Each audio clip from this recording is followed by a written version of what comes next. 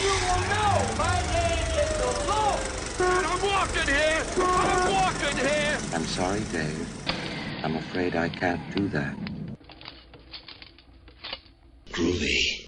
That's the best way to think about life. You're doing pretty good until the end, and then you bet all of your money, and you end up getting negative $20,000 in jeopardy. Start the show.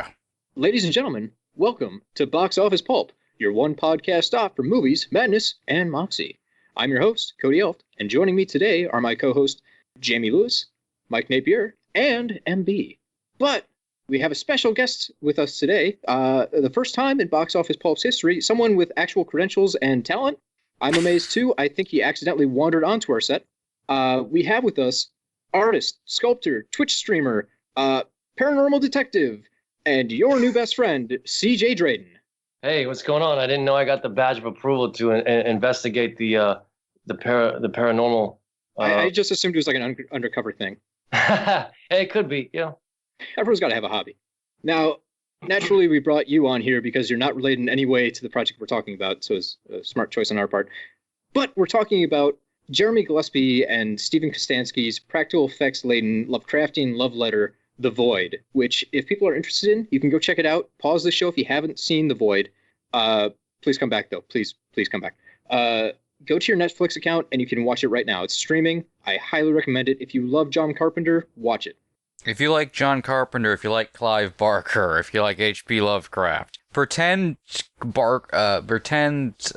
Carpenter and Barker got together at a bar in the 80s and drunkenly decided to make a Lovecraft film. And it was awesome, and it's called The Void. I thought you were going to say drunkenly came together to make love, which I could have also seen happening. Under the strobe lights, just really graphic. I would hope. Can you imagine the special effects and them fucking, making out and shit?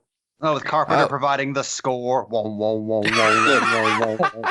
I know is a man who writes The Lord of Illusion, I would not trust him to put on an actual condom. That's all I'm saying. Exactly. The shit that would come out of that fucking thing. Cold Heart Canyon, no. So, that was your last chance to get out of this spoiler-free. If you care about spoilers, please stop the show, listen to The Void, and then come back, because we're going to just probably spoil the entire thing for you otherwise. That said, we warned you. So, MB, you watched The Void today, actually, for the first time, right? So I'm gonna pick on you. What was your thoughts on the movie? What were your thoughts on the movie? Well, going into this, I had actually heard of The Void a couple months ago, and it really interested me because, obviously Carpenter, the influence there, the buzz around that was just amazing. And just the fact that they were using practical effects, it's okay, I'm in. I was insanely pleased with what I watched. It was all the best parts of In the Mouth of Madness, John Carpenter's The Thing. It even reminded me of a lot of stuff like the original Halloween 2 and stuff like that. Just very much really claustrophobic horror, but at the same time, really well done 80s existential sort of weirdness where you would have stuff again, In the Mouth of Madness, which I for some reason kept coming back to. I think it was mostly the end where it's just a vortex and just a creepy dude standing there. A creepy dude who just walked out of a Clive Barker movie. And Skinless man.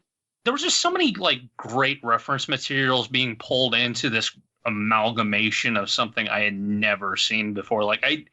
It was kind of amazing how the mystery of the movie kept you going along because you have no idea what it is. And that's so refreshing because movies nowadays, they happen to sometimes they spoon feed you a lot of information that you don't really necessarily need to hear ahead of time. And this one did a great job of just not really explaining much of anything that was going on. Even by the time the end credits roll, you really don't have a clear idea of what happened, but at the same time, enough to where it's you feel satisfied. Whatever happened, it definitely wasn't good. That's the way it reminded me of, my frame of reference for it always goes back to, everybody talks about all the different Carpenter movies. Mine specifically for this is Prince of Darkness. This is super Prince of Darkness. And the kind of exposition of it all reminds me a lot of that, which was, Prince of Darkness, it was, The son of Satan is some green goo in that jar and wants to get out and possess somebody to then release King Satan from a mirror. That's all you need to know. Now here's some spooky shit. It's all in the Bible. No, that's 100% right. That's in there somewhere, isn't it? Well, that was something that Fascinating Kostanski said. Like, their big influence as far as that went was Phantasm.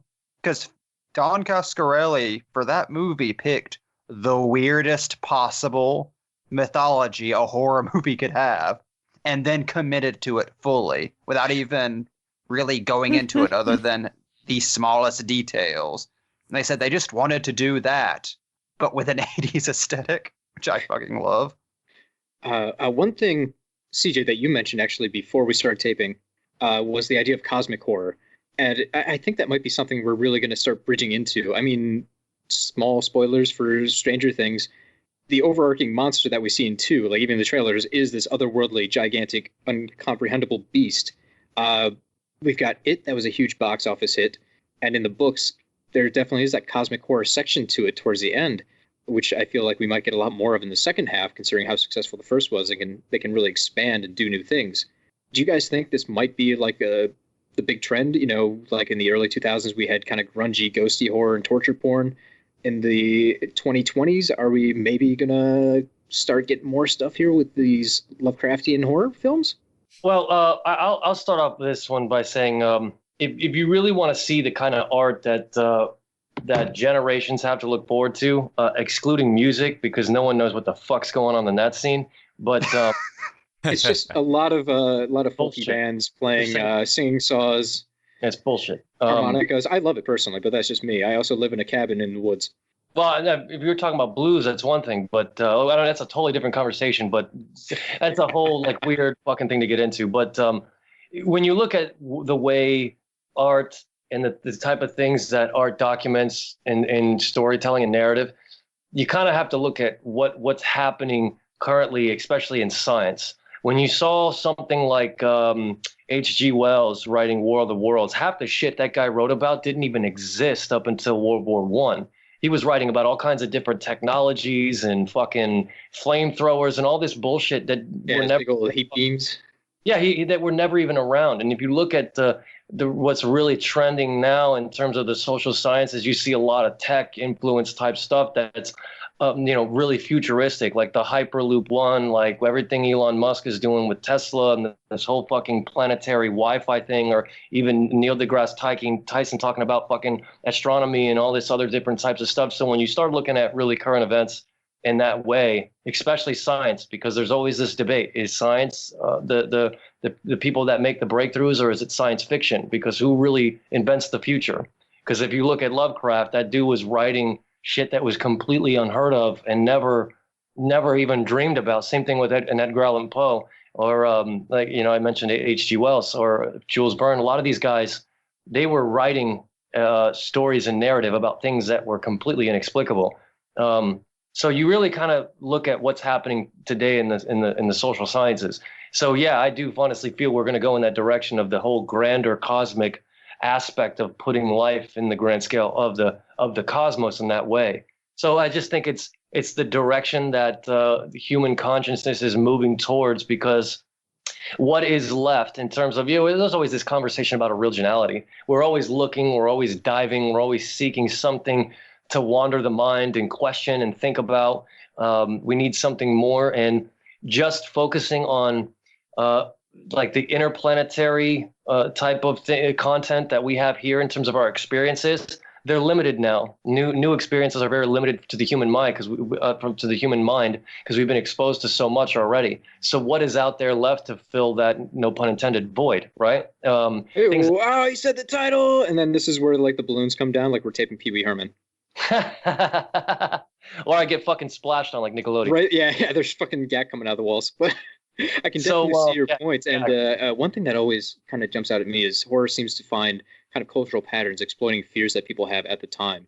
And for me, cosmic horror is that idea that you are so insignificant you don't have an impact. He even said that in the movie where he's like, I've been chosen by things that are older than time. You know? Yeah. And that's a very when I heard that line, I've been to quite a bit of places in the world, and then the places that I've chosen to dedicate my passport to were places in the world where their civilizations have focused primarily on the study of time. I've been all through Mexico looking and drawing and painting all the different Mayan ruins in my early 20s, and primarily because I got so obsessed with how like these ancient primitive civilizations tracked time. I went to Prague last year specifically to go see this fucking clock that's in the Czech Republic in Prague, that's towering on the side of this castle that has all these. If you look this thing up, it's fucking insane. Like just all the different things are on it. There's literally hand dials on this clock that track the global position of the sun, the moon, and they all have the symbols on it too. Like you see the sun actually go around this astronomical clock as it goes through all the equinoxes and the fucking the astrological body. Just look at this thing. It's fucking mind-blowing. It was built by a wizard. It has to be. So, that's how I feel about the Mayan calendar when people are like, oh, well, it ended. Well, yeah, because that was fucking really hard to make until that point. I can't imagine going any further. Well, when this guy said that comment in this movie, it's older than time, I really got fascinated with that idea. And I got almost obsessed with it because for a long time, again, pun, my artistic tastes were very, very much involved in this idea that there is something out there that has been older than time that has given mankind the knowledge to be able to track astrological bodies when we didn't even have fucking satellites or any of this kind of shit. So when he said that, it just kind of was almost like, yeah, dude, I could totally fucking buy that line. Like there is something else out there that's completely older than the idea that we've rationalized time. So when you talk about fear, the horror genre manifesting itself out of some kind of fear, I think now the global idea of man's fear is this idea that we are slowly understanding that we are not at the top of the food chain. Like we're just on a rock in the middle of this big ass nowhere.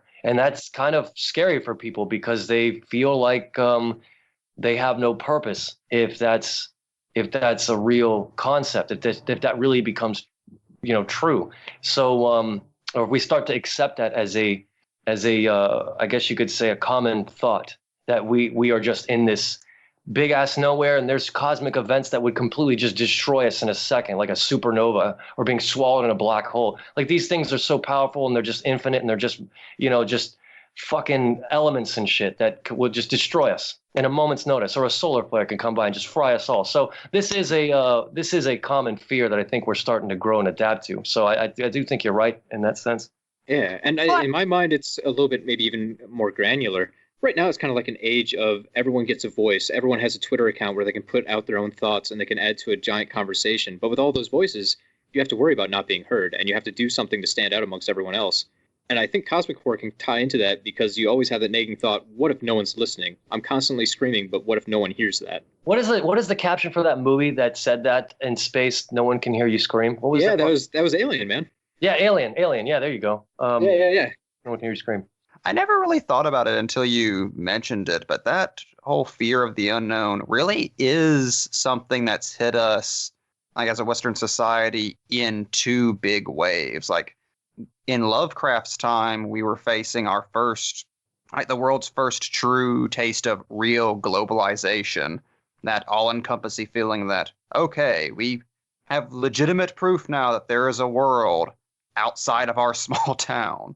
Like all of this stuff is flooding us right now, and for the first time we're realizing, okay, we really are fucking insignificant. And like Cody said, it's like with social media popping up now, we're hitting that.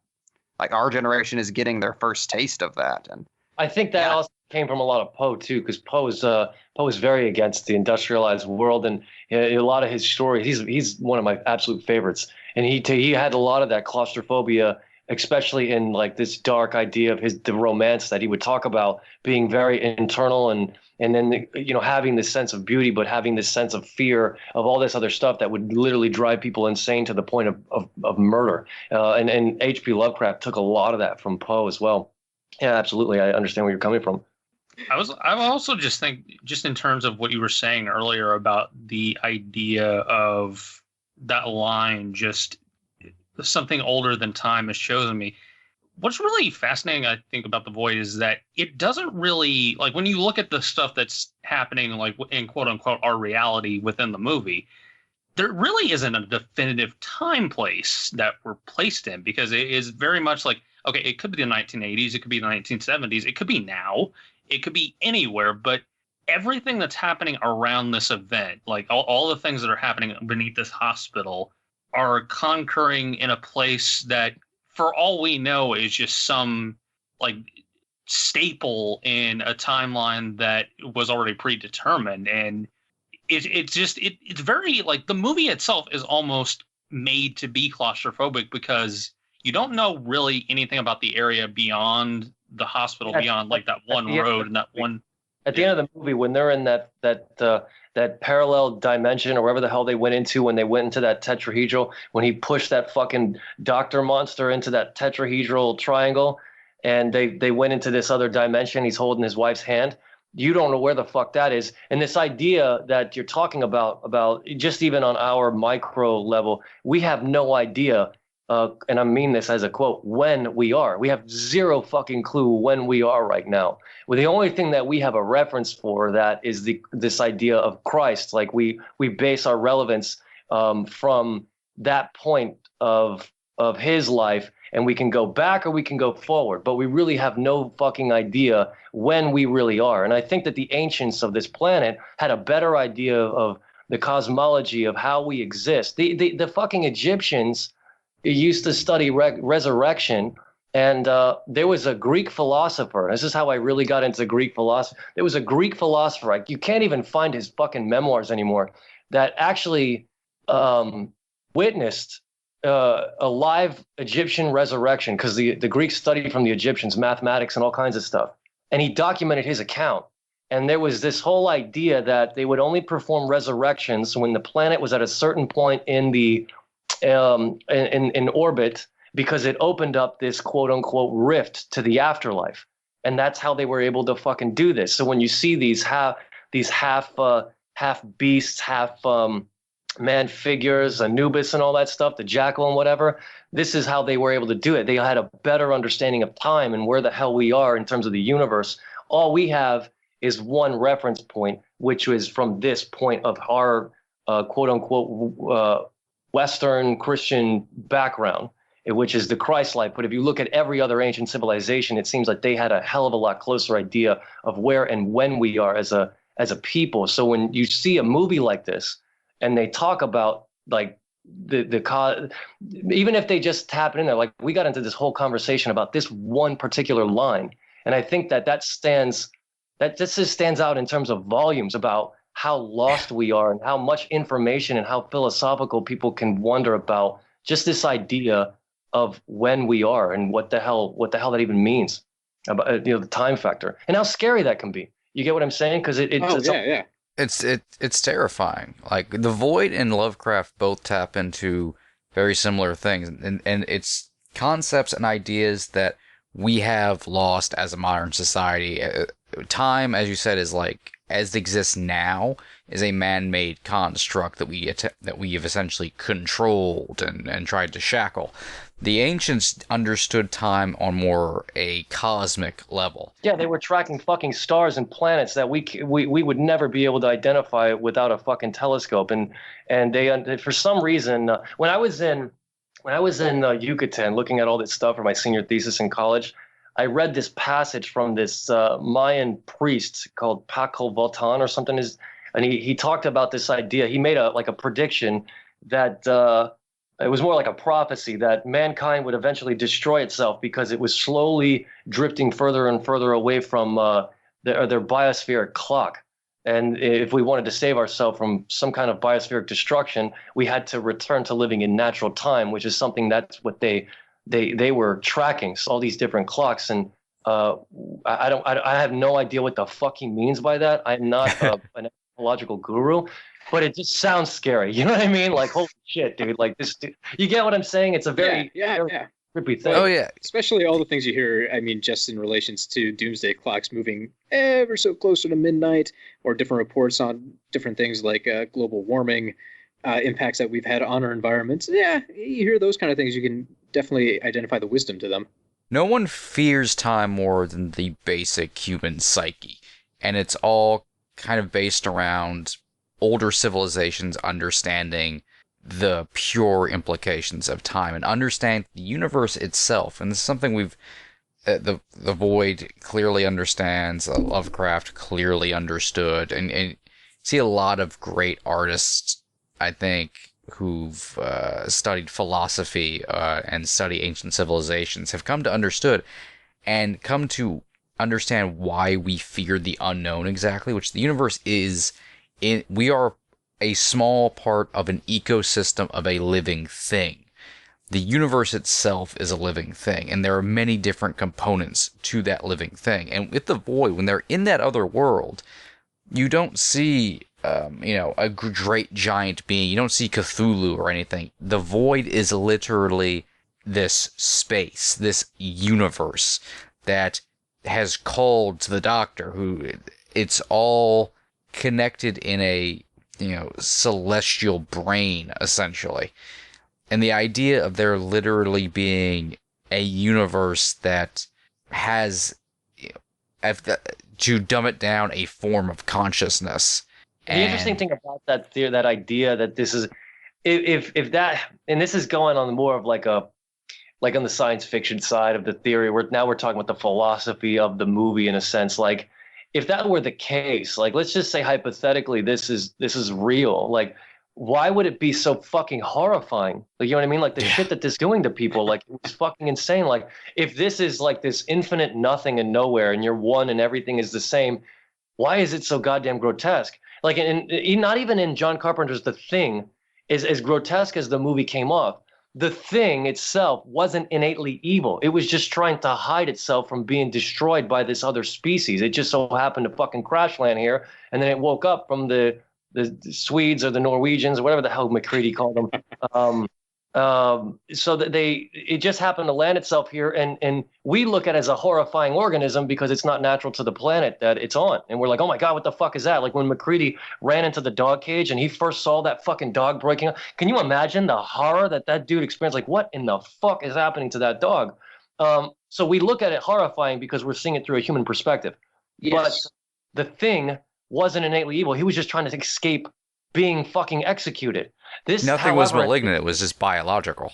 Exactly. So in this movie, the Void, this thing is innately evil. So this Void, wherever the hell all this dark energy and stuff is coming from, that quote unquote consciousness, why is it so goddamn terrifying? And why is it malevolent? Why is it? You get what I'm saying? Yeah, I would almost take that in a slightly different point, though.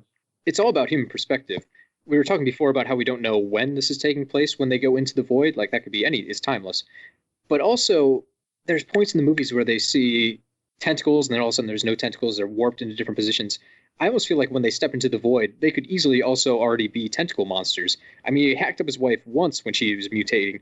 They could be on the other side just refusing to see that reality. I think it's just something so alien to them, they reject it out of principle. And from the Doctor's point of view, what he's doing is beautiful, and they're not monsters even. They're a better form of life. So it's all down to a perspective thing to him. Oh, I see what you're saying. So, because he was infatuated with the monsters, like he fucking loved what he was doing. If that's the case, you kept can repeating go on that the girl was beautiful. if you look at the movie Covenant, Alien Covenant, where David was using the engineer's vial of all that black shit. Yeah. He was creating the perfect organism, but however, this perfect organism just wanted to fucking destroy everything. You know, in his perspective, this thing had just about everything that needed to survive in the universe, void of all the crap that humans do. You know, the one thing, and I know we're kind of getting off topic of the movie, but the one thing. Oh God, that does not matter in the slightest. Well, it still is on the same relevancy in terms of the cosmic universe on that scale. But it's interesting when you put something like humans and an android in the cosmos, and then where what was it, he was Peter Whalen, and he said, "Oh, you're so amazing. You're this, you're that." He's just fucking stroking his ego, and then he says, "Now go get me a cup of tea." Yeah, he's got to kind of push back on him. I'm master, your slave. No, go get me a cup of tea, David. He's kind of like he's like telling him how fucking great he is, then he just demoted him to being a slave. It's just like, fuck, man. And then you wonder why he went crazy. And then there was another great line from that when what's his face in Prometheus. I don't know there's a lot of drama about this movie, but I loved it. I thought it was fucking awesome. And it was one of our first episodes. I think it ran for 19 weeks. We just took forever making this thing. It was a very long episode about how much we love Prometheus. So I wrote from the Poetic Edda. I absolutely fucking love that movie, and I know that's a conversation itself. So let me just touch on this one piece of dialogue, and we'll get back to the point. All right. When David was at the pool table and he got the vial from that monolith, and he brought it back to the ship, and Dr. Holloway is very disappointed he didn't even get to meet and talk to one of the engineers. That's what he came out here for, and he's sitting there throwing the cue ball, and he said, I wanted to talk to him to get answers and all this other bullshit, and he goes, why did you think your people made me? And he says, we made you because we could. And he's like, can you imagine how disappointing it would be to hear the same? And he's like, I guess it's a good thing you can't be disappointed. Now, take something that doesn't necessarily have an emotional conscience, and you put that in the universe, and then you throw humans in there, and then you throw some fucking unknown entity like a void or an alien, and who the hell do you think is going to survive? And then you think, it's no wonder why we'd be so afraid of not knowing when we are, where we are, or what the hell's out there, because we have no idea what forces out there that may be malevolent or benevolent, or if we're even fucking welcome here, or if, let's say, the Prometheus theory was true and they just fucking used us as an experiment, and it was just our job to be staying in this side of the universe, and then you have this complete fucking full science fiction reality 20 million light years away. You get what I'm saying? So who the hell knows and where that void is and what it is? All you know is that there's this massive floating fucking pyramid at the top of this thing. And I wanted to ask, do you guys think there's going to be a sequel to this movie to explain any of this stuff? I feel like they would want there to be, but I don't know if that would actually happen. I mean, it got a lot of press, so hopefully, I have no idea what it did box office wise. I'm hoping it did good. Movies like this really don't. I mean, it's cool for people that are really deep thinkers to talk about this, but they don't make money. That's why horror never really made the mainstream. I mean, in this case, when you're down to crowdfunding, automatically you're kind of pooched, because how do you get it marketed? It's all kind of word of mouth, or whoever's willing to help you and your supporters. You don't have like $100 million marketing department like Fox does for something like Prometheus.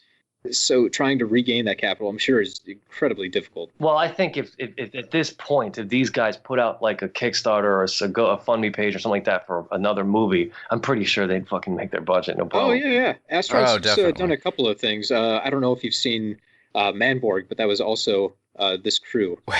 We're big fans of Manborg. Oh, yeah. That one's much more of a comedy, but it's still, I think, phenomenal, hilarious work. I wanted to ask you if you guys had seen leave it to a Greek to create a completely weird mythology, but this guy's name is Panos Cosmatos, and he lives in Canada, and he made a movie called Beyond the Black Rainbow. Have you guys seen this? Oh, shit. I've seen the trailer I know for that. I haven't seen it, but I know yeah, it's on my to-watch list, man. You want to talk about something trippy? This movie's fucking out there. It's almost incomprehensible, but it's a lot of people compared it to 2001: A Space Odyssey because of the way that the movie progressed. It's very slow pace. It was very surreal. It was a hell of a lot more cerebral and just completely like acid trip. And they even show a lot of this stuff in the movie. But it was, man, you guys got to see this and then come back and then just maybe make a podcast about this movie alone, because it's fucking out there, man. And in movies like this regarding the void, it's very rare that very unique people that have a really unique vision on horror or something like that, manage to get the funding for stuff like this, because it's so different and it's so unique. Going on to my work, I know a lot of these guys in the comic industry, but I can't get any cover work or get any jobs out there because my shit is so different. They want to just keep the same shit in circulation. So it's just how the industry is. They want to secure. This isn't as much as it's about the arts. It's more about the bottom line. Well, you want a safe bet. You want something will make a return. You don't want to risk it. People want cookie cutter when it comes to specifically horror, and it's only now in the last few years that we're seeing horror break out more back to that artistry that horror's always had, and it always tends to come in waves like that, and then it kind of goes back into that cookie cutter mold. Going, then we'll finally get a good fucking Lovecraft movie. Hopefully. God, I hope. I mean, I'm still. I think about the loss of Guillermo del Toro being able to do his. I dreamed about that movie so much, and the fact that he couldn't even get it done with Tom Cruise attached and James Cameron producing. I still breaks my really heart. wasn't that impressed by that script, but I still wanted to see that movie. It was I just think too the much of a visuals would've Thing made up remake for to me. But You know why they keep failing to hit the mark on a Cthulhu movie or something like that? It's because they keep failing to get the perspective right. If you really want to make a Cthulhu movie work, you don't do it in the form of this fucking guy running around investigating this dream people keep having. You do it in the perspective of the tribe. Because how do you make this thing believable? You have to have a group of people that actually buy into this deity. Just kind of like, if you look at Apocalypto, that's fucking Cthulhu, just with a goddamn sea beast. You see what I'm saying? Yeah. Yeah. Oh man. Just imagine though, at the end of the movie, instead of like Columbus sailing up on his ships or whoever it was at the end of Apocalypto, it was just Cthulhu rising out of the ocean. Yeah, and all these fucking little things going Cthulhu, all that. You know what I mean? The fucking the esoteric order of Dagon. That would be the way to do it. And then you have all these guys raiding this tribe and throwing them in jail, whatever the hell that was. That scene. It's been a while since I read it, but that would be the perfect way to do it. Because how do you take something that is so fantastical and unbelievable and make it believable? You have characters that fucking believe it. And that's what that whole statue was about. And here they are doing this pagan rituals and all this shit to this massive octopi face thing. It'd be insane. It'd be amazing. I think that would be the perfect way to go about doing it. That's my it would opinion. make it so mind-bendingly disturbing too. Did you ever see the Lovecraft Society made a silent film version Yes. of Call of Cthulhu? Yeah, it's like a no. 40-minute long silent black and white version of the Call of Cthulhu, like using a stop motion Cthulhu monster at the end and stuff. It's fairly faithful to the book, yeah. and they use their budget limitations. They kind of embrace them by doing it as a silent movie. It works pretty damn well, actually. And Cthulhu looks awesome. Like that entire sequence at Relay. That wasn't even my favorite. My favorite Lovecraft is The Shadow over Innsmouth. The reason why I love that one so much is because well, there's a couple of reasons, and I'm biased because I don't know if you guys have heard this, but the Atlanta Radio Theater Company did live reenactments of his stories, and it was like theater-based performances, but they recorded them with different voice actors and sound effects, almost like what what's his face, Citizens Kane. What the fuck's that guy's name? The actor, Orson Orson Welles. Welles. what he did with War of the Worlds with all the radio production. That's Yeah. what he did with Lovecraft. If you go on iTunes, you can buy these they're like $3. You can buy these recordings. They're like 2 hours long. They do full reenactments of his stories. The one they did of Shadow over Innsmouth totally changed the perspective of me. It was amazing. The way this guy was going through this town and the voice actor describing this and having these interviews with the people, looking at the tiaras and describing the town, how it was destroyed and the way that the people looked. It really changed the perspective of that story. It's very fucking creepy. I guess for me at least is because I kind of go and travel to like these off the beaten path places to get inspiration. Like I was saying this last year, I went through Czech Republic and I went through Romania. I took a sketchbook through Romania and I just backpacked to go to all of Vlad the Impaler's castles. That was been a childhood dream of mine, and it was fucking awesome. I had a great time. But It does sound fucking awesome. you see a lot of derelict places. I mean, you've seen poverty like I've never believed I would see in Eastern Europe. But so when I would listen to that fucking story of the Shadow over Innsmouth and the way he was talking about this town, Innsmouth, it was a little bit more real to me because I've kind of like experienced those derelict places, and it just filled my head with some horrors I couldn't get my head around. So when he's trying to get away and he's hearing the fucking locks and the doors banging open, he's jumping out the window and he's trying to hide from these fucking creatures from the esoteric order. It's bone chilling, man. Like you got to listen to these recordings. It's fucking awesome. I could never go back to listening to audiobooks again. I read a lot, but I don't listen to audiobooks. But I would never be able to listen to audiobooks after hearing these live performances. They're incredible. They really Sounds are. amazing. Yeah, you can Also- find them on iTunes. They have them for At the Mountains of Madness. They have them for Dagon. Dagon was pretty good, but The Shadow of Innsmouth was definitely their best performance. I They gotta did check these- this out. I'm very unimpressed with most other Lovecraft's audiobooks, so this sounds awesome. No, I would not rave about that kind of shit. But this isn't even an audiobook. It's a theatrical performance that was recorded for radio, and they did them live at DragonCon in Atlanta several years back. They're fucking amazing. It's really awesome. Awesome. Speaking of At the Mountains of Madness, it blew my mind to read an interview with Jeremy Gillespie, where he revealed what the origin for the Void was, which was he was working in an office that was like one floor above where Del Toro was working on At the Mountains of Madness. Oh, and he just years ago he was doing that project when he was trying to get that project. Yeah.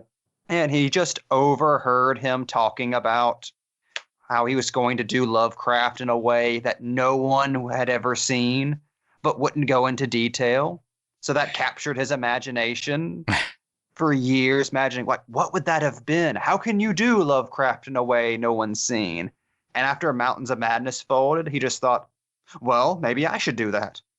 Someone's got to step in. The thing about Guillermo del Toro, too, is this guy is so capable of doing very unique, interesting artwork, but he always gets pigeonholed into doing all this fucking like big budget pop culture garbage like Pacific Rim. You look at his like personal stuff like Pan's Labyrinth. It's fucking incredible work. And this is the kind of shit that this guy could dedicate his life to, making fucking amazing art. But obviously he has to get the money, so he does these I don't know how I felt about Pacific Rim, but I just thought it was a bullshit movie. Especially because like you look at what the guy's capable of, and this is the kind of shit he's putting out. It's like, come on, man, get your shit together. Like, stop doing this garbage and do good stuff, you know? We don't need the strain. Well, I mean, it's easy for me to say that, but I know he probably got paid $10 million to make that movie, and that would give him the money to do other things. So I'm not in that scene, but it just that's the funny thing about the kind of conversation we were having prior when I first got on was having to do certain things to get to where you want to go, like the show I was telling you I got option for. Even someone as big time as Guillermo del Toro still has to do those kind of projects to do the kind of shit he wants to do. Isn't that fucking insane? He has a big enough name in the world to be able to say, hey, I want to work on this project. I'm going to go do it now. But even still, he has to fucking cater to the machine. It's crazy. Well, I mean, you follow his career, and he normally announces like 10 projects at a time because he's trying to make anything, and he knows most of them are going to die. His name alone is not to get enough to get these things made, which is a real shame. I don't know if you followed all the Pinocchio movie he was trying to make, but that was just announced as dead the other day. He was coming out. It was based off of Gris Grimley's book, Gris Grimley's version of Pinocchio. And the only reason why I even knew this existed, because at the same time Gris Grimley was releasing his Pinocchio book, I got endorsed by Stan Lee to release The Wooden Heart, which was my Pinocchio book. I love it when those kind of things happen. Like you have Armageddon and a Deep Impact at the same time. Well, by no stretch of the imagination did my book do better than Gris Grimley's. Gris Grimley's a big shot illustrator. Was his book endorsed by Stan Lee, though? Sure, but I'm an independent content creator, an artist that with no backing by any studio. You're talking Gris Grimley's been doing projects with Pixar and all these other big shot companies, so he's got a hell of a name. I'm solely independent, so it's a big. And on top of that, he was being optioned by Guillermo del Toro. I mean, that's fucking crazy. Sure, my book got endorsed by Stan, but and I met him and I hung out with him a couple of times. He's a nice guy, but it's very different when you're working with someone like Guillermo del Toro, who's in his fucking artistic prime, and being recognized, him recognizing your saying, I want to do your shit as a movie. That I don't think I would survive that interview. I think I'd just die. You know what I mean? Like. So there's something incredible about someone saying, I want to spend a very long, specific portion of my life trying to do your thing. Yeah, it's a very flattering thing. Like I said, Gris Grimley is a great illustrator. His book is awesome. I have his Pinocchio book. It's really cool. And I felt that they would have did an amazing project. Again, the only reason why I knew about it is because I was trying to get mine done. And I was looking for a publicist and all that stuff, but it just went straight independent, and I produced it myself. And again, I'm not one of these types of artists that's trying to get into awards and all this shit. I've never really been that fucking vain. In fact, I really don't care for that kind of notoriety. It's personally satisfying for me to at least know that I'm finishing fucking projects and I'm getting things done and people are seeing my stuff. I've never really been this kind of guy that wants to do things to get the notoriety and to be, Mr. Big Shot so-and-so. It doesn't really matter to me whether things take off or not, because it's just good enough for me to know that I had some thoughts like the first time I went to Greece and I was looking for the inspiration to write a new book. And I started coming up with all these ideas because I read a lot of physics and I like astronomy and I love Greek mythology. And I started coming up with these ideas to mix these parables together and how I can write like a fantasy, a story. I wanted to write something fun like Sandman, where you're following this kind of cosmic deity on a journey to complete his task. And I really like Sandman, so I thought I would kind of use some of the structure of that to build my own fantasy. And I like a lot of mythology and in the Greek sense. So I was out there doing this project and I'm thinking to myself, cool, I'm just going to get this fucking thing done. It never occurred to me, let me enter this into a contest. Let me see if I can get this option to a film. And maybe that could be a bad thing, because that mentality of just being just the lackluster side of the limelight, I don't really care for. But at the same time, it's just good enough for me to get those thoughts and that artwork out and those ideas out so I can move on to something else. Like, that was out of my mind. Let me try to see what I can do. It's purely about being better as an artist and as a storyteller. That's my whole motive. Yeah. I know I kind of did that segue. I don't know if you saw that into the artwork. It was smooth as butter. Honestly, better than most of the segues I've ever done in my life.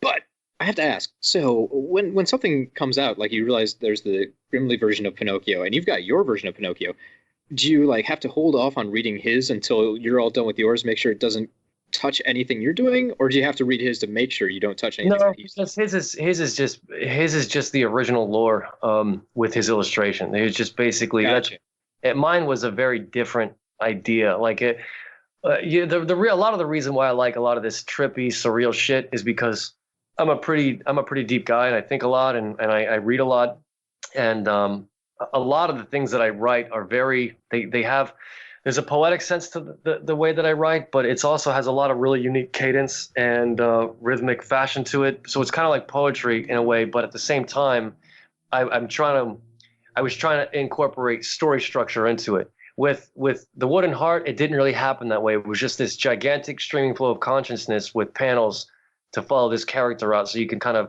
match the imagery to what the personal poem was about.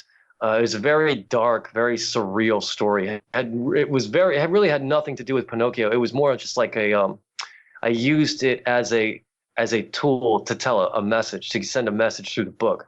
You get what I'm saying? So the things that was, I guess the reason why I wrote that was because there was a time in my life where I was going through some things, and I was sitting in my dorm in college after I had got back from this Mexico trip to do my thesis, and I was dealing with a lot of things, a lot of it from childhood, and I was just I had I had like a fucking handle of tequila or something, and I just saw the Pinocchio book on my bookshelf in my dorm, and I just picked it up and started reading it, and I just entered it with a different state of mind, and the way that I had written The Wooden Heart, I was seeing that as I was reading Pinocchio. So I just wanted to kind of start out this idea of getting into what I truly love, which is telling stories with a Pinocchio story, just to kind of get some of those things out. And that's why I went to Greece, to get into something that made me feel good and always had captured my imagination when I was a child, which was the Greek mythology, because I wanted to take the lessons I learned after building that project from just being a complete personal, surreal, fucking dark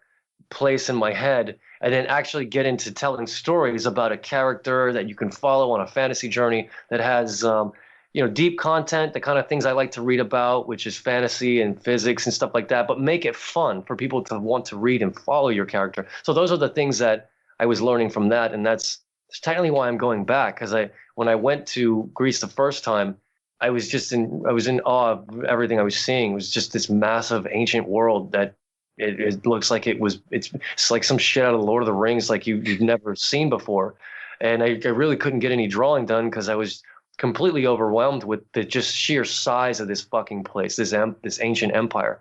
And so the ideas were, it was just like a river of quicksilver. And now that I've written half the book and I've been doing all the work for the book live on Twitch, there's so many different things now at the point in this book where I'm going in the Zero Mirror. It's the name of the project. Now it's like, okay, now there's specific things that I want to go see. Now there's things that I want to go get more into, get more knowledge and get more inspiration from. Like the Zero Mirror is a portal in the center of the universe. And the Minotaur is blocking this portal from my main character, which is Pluto, from going through. because he thinks his orbiting moon got sucked through it. So the whole book is about the planet Pluto. His orbiting moon gets lost, and he goes on this fucking grand journey through this universe that I'm building to find this moon. He gets sucked into all these different planets and creatures, and you really don't know what's inside the Zero Mirror, but all you know is that the Minotaur is blocking it off, and if he wants to go through, he's got to go through 10 trials. And the trials send my character all around the fucking universe. And there's a lot of deep thought in it, but there's a lot of fun. There's a lot of action. There's a lot of cool stuff in it that I get into. And again, there's a lot of it's with Greek mythology. So going with the idea of going back for specifics, now I want to go to Crete because to see this fucking labyrinth, if it's still around. I know they've lost it near World War II because they lost this fucking thing.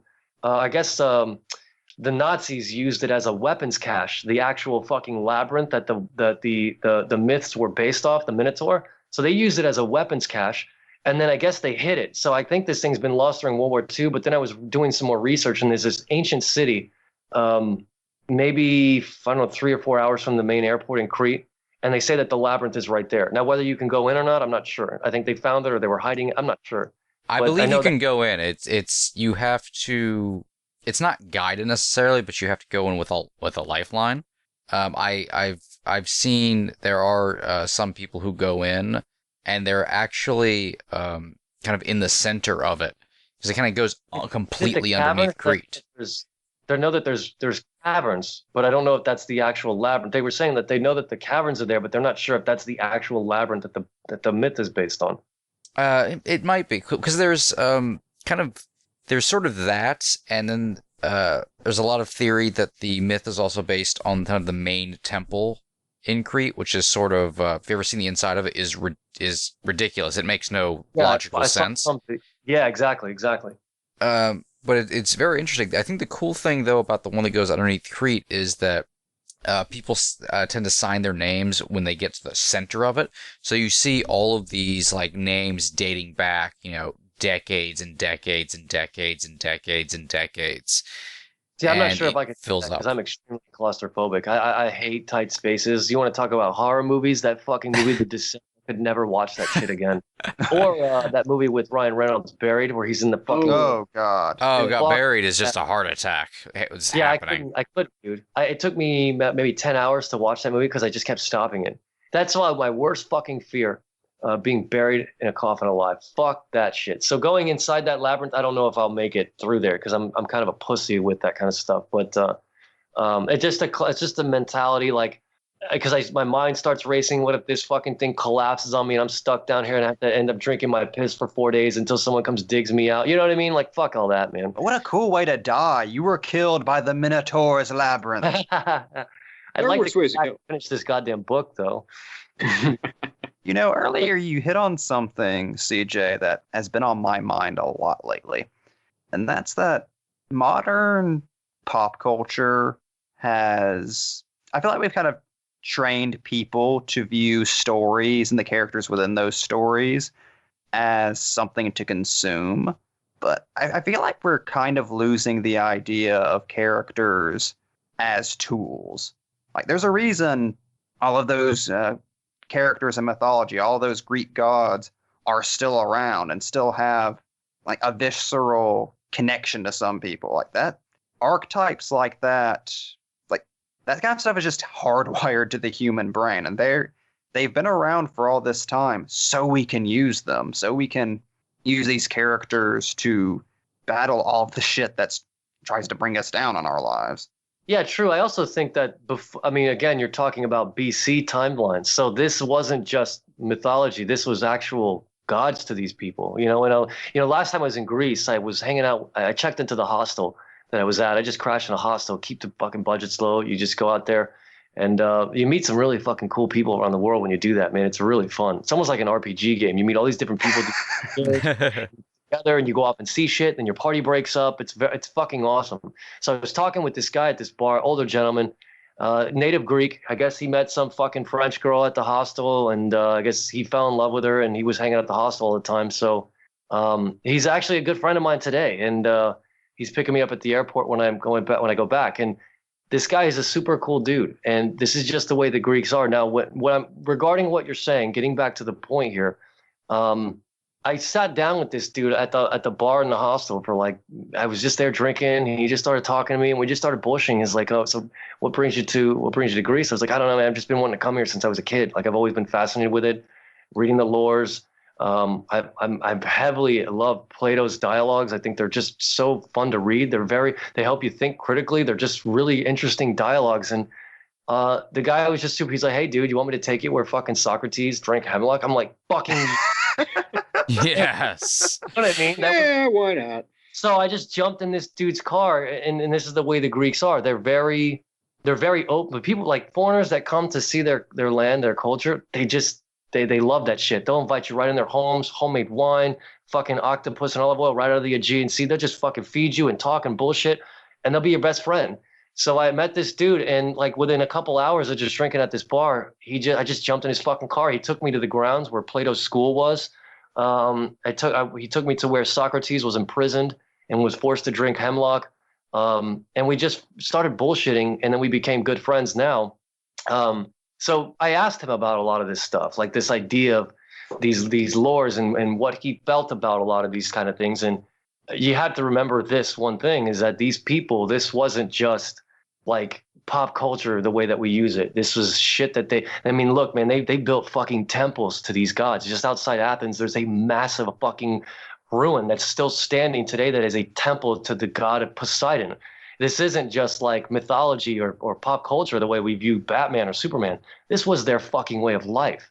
So the fact that this wasn't just like a myth, this was an anthropological sense. Like this is the way they lived their lives. They had, think about it like this. When I was in Delphi, when you look at the navel stone where the oracle would sit, you're talking about a virgin girl where these people would go to and to this fucking stone, and that would dictate the conduct or destruction of a fucking country. That is insane, dude. Like the fact that a standing army would take their marching orders from like a 13-year-old virgin on a stone.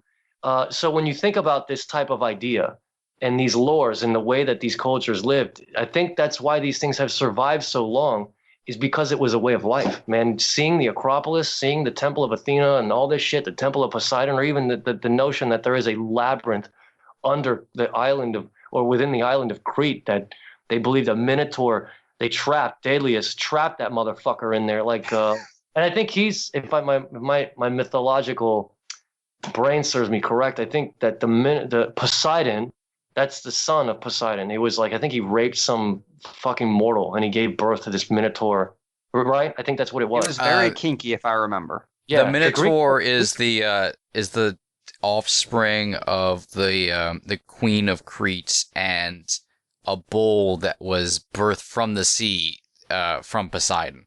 Yeah, so you think about this kind of shit. This is the stuff that they believe, and that's when the Christ thing came around and the parables and the mythology changed. So a lot of that stuff did. Norwegian mythology, when the Crusades went there, a lot of that Thor, Loki, all that stuff started to disappear or fade into just mythology, or just like this polytheism type stuff. But it's still alive and it's still well today because this is an ancient culture that's been around for thousands and thousands of years. And it's captured imaginations in a sense that it's like, man, in Norway, they'd see a fucking aurora borealis, at that point in on the planet, and they just think it's fucking Thor riding around on his chariot. You get what I'm saying? So it's a very different way of viewing the world, and I think it's so much more fascinating. And I think that's what we're taken by, at the romanticism of those types of lores and those types of gods that could very well be like, I think in this Chinese lore, I can't remember what it was, that the earthquakes are because of this fucking sea god pinning down this fucking fish, and he's trying to get up, and that's what an earthquake is. And that shit it captivates the imagination. It gives a sense of wonder to the world. So I think that's why it has survived. You're right. It survived this long because we almost do kind of need that sense of wonder. And going back to the cosmological thing, and I think this is why pop culture, or horror at least, is moving in that direction. Because we need a different sense of wonder. The world has become so small with the internet, and I've kept in touch just through WhatsApp with friends in Romania and Greece and stuff like that. It's such a small world now we're looking for something grand and bigger, and that, you know, maybe we're not going to find our purpose here on this planet. But you know, you're right. We do need these things. I'm not sure where you were going with this idea of the character notion of characters have become cookie cutter in a way, or used as tools. I'd like you to expand on that. Well, just the idea that I feel that with modern society and modern audiences, we look at the characters that move us.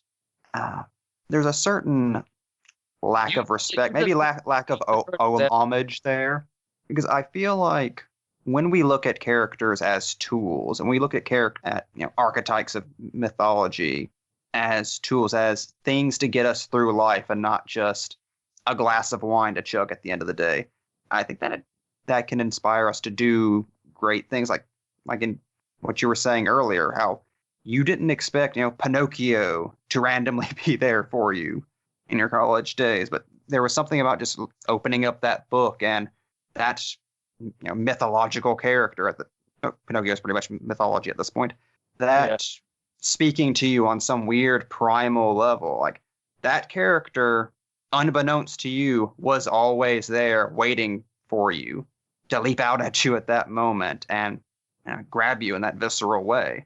And I think that we've kind of lost something by it. Like, that's the only thing I will say for religion, is I think that in an increasingly secular world, we're kind of moving away from the idea of figures outside of ourselves as something we can draw strength from. Yeah, I see. I definitely see what you're saying. Yeah, it's look, and that's where and that's why I've stayed very, especially if you see enough of the world, you kind of keep yourself open to a lot of different religions, because the fact that societies were built on these ideas of all these different types of gods, and you got in the Mayan culture they have fucking the Kukulkan, the snake serpent, and all this kind of shit. It's just such an interesting thing to learn about, all these different ways of perceiving the world, or where all these different icons and all these different things come from. And that's when you see enough of it, as an artist perspective, when you see enough of it. That's why I never really try to shame too much of this stuff. I'm just very objective person when it comes to a lot of this, because a lot of different things inspire me to create or write stories. And I feel like the minute I start shutting something off, I feel like I might miss an opportunity to learn something. So using the Greek myths as a way to go from one end of the spectrum of writing something that was extremely personal. I think the Pinocchio thing, using this as a tool to serve, was self-serving to get out some of my own dark passions or pains.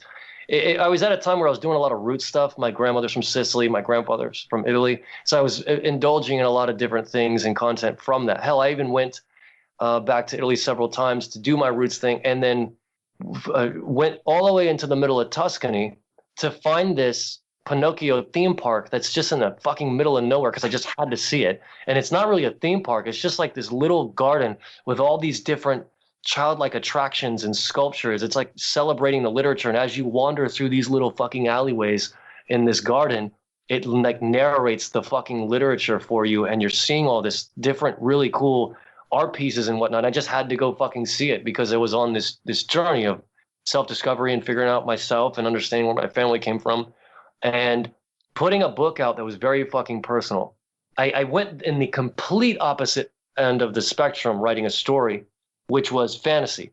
I wanted to do something that wasn't so personal, that had a lot of personal, when you write, obviously, and you make art, it comes from a certain personal aspect, but it wasn't so fucking blatantly obvious that I was dealing with some things. You get what I mean? It was more of a journey, again, that you can follow a character on.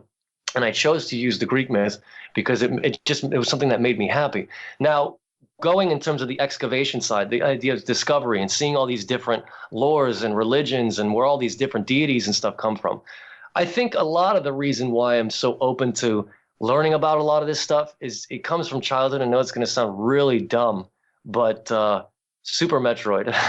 When you look at Super Metroid or a Metroid game in general, you are this scavenger in a bounty hunter suit, going to all these different foreign worlds, and you're excavating and finding artifacts and building up your fucking suit and encountering all these different things. And in the process of excavating this world and seeing this world, you're encountering other different species that have left hieroglyphs leaving their story or how their civilization fell, and the kind of knowledge and the journey that they were on, and how they were kind of one with the universe, like the Chozo or the Luminoth in Metroid Prime 2. And to a certain degree, I've almost adapted this. I was actually just telling my girlfriend this the other day. If you look at the things that I was into in my childhood and the way that I actually produce art today, it's very similar.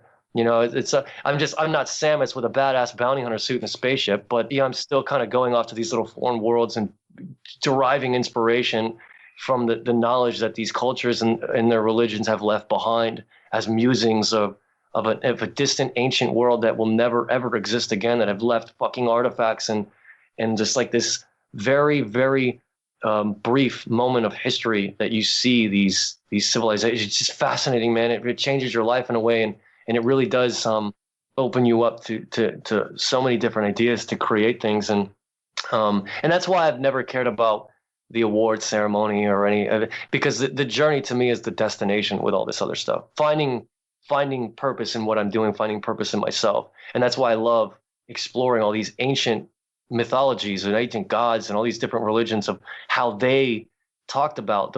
One of the greatest tragedies in my mind was the burning of the Library of Alexandria, because there's so much knowledge and so many different lores that we will never know existed, because it's all gone. There's that knowledge is gone. Those lores, those deities, or whatever was in that fucking library that was burned to the ground, to a cinder, we'll never know again. And whatever we have left on planet Earth to draw inspiration from is there. And it's just our job as human explorers to get out there, see it, experience it. Like you're talking about, instead of drowning yourself in a bottle, which I do anyway, you can save up a decent amount of money and just go see something and fill your head with good, healthy information that's going to inspire you to stay on a path that will lead you creating and leaving something behind to make the world a better place, or at least inspire somebody else to do something cool too.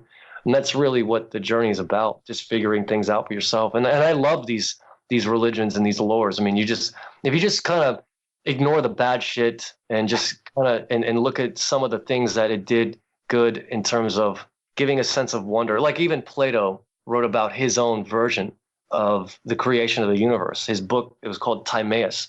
And this is where all these shapes come from, these platonic solids. It was one of the most beautiful and romantic fucking versions of how somebody could even think that the universe came to be through geometry and shapes and all this other crazy shit. It's probably scientifically inaccurate, but it still holds weight today, because you're talking about one of the most brilliant thinkers that ever walked the planet. And ironically enough, came from a civilization that's one of my favorites. So that's why I just love going there.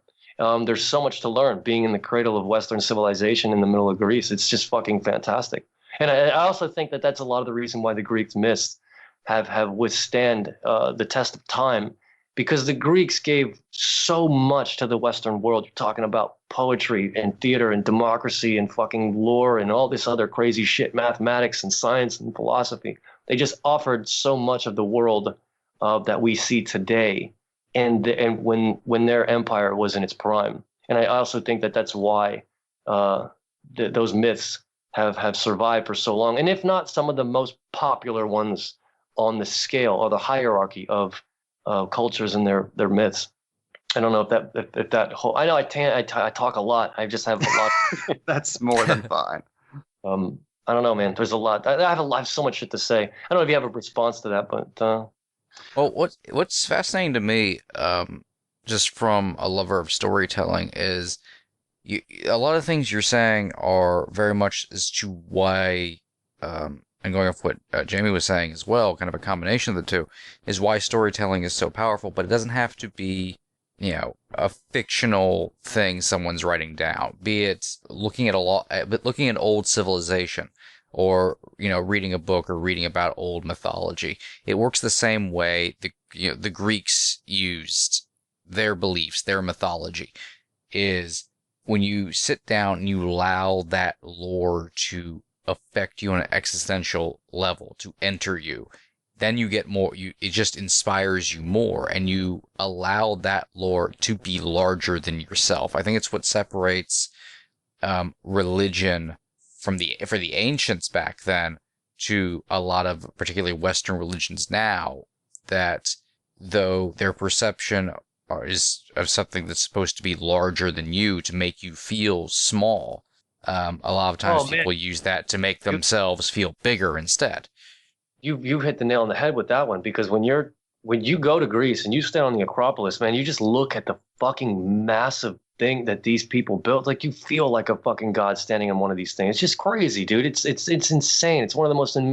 I've been to quite a bit of places, and that's my favorite place in the world.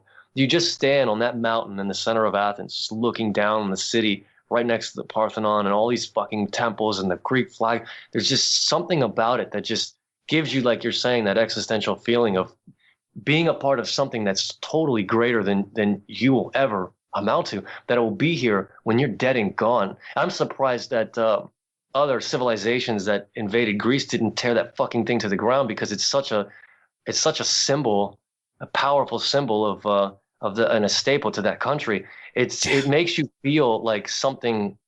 Like, I remember the first time I landed there in 2015, I almost wanted to cry, seeing like the Greek language in the airport and all this other stuff. And I know it was kind of expensive, but I took a taxi from the airport all the way into the city because I wanted a personal experience. I didn't want to take an underground subway. I wanted to see the land that I've been dying to come to since I was a kid, reading about all this shit. And, being 29 at the time, I just fucking sat in this cab and it was just looking over the landscapes and the mountains. And as soon as we got near the city, the cab driver just like pointed at he's a Acropoli. And I look over, I was like, holy shit, dude, like a fucking crazy smirk came on my face. I'm like, I'm fucking here. Like, this is badass. I'm in a part of the world where lore and legend have survived thousands of fucking years, where philosophy and intellect and science has influenced the world. I'm in the cradle of the West, and it just so happens that the people are so fucking cool over there that they want to teach you about the ancients. You know what I mean? It's just so neat, man. It's just such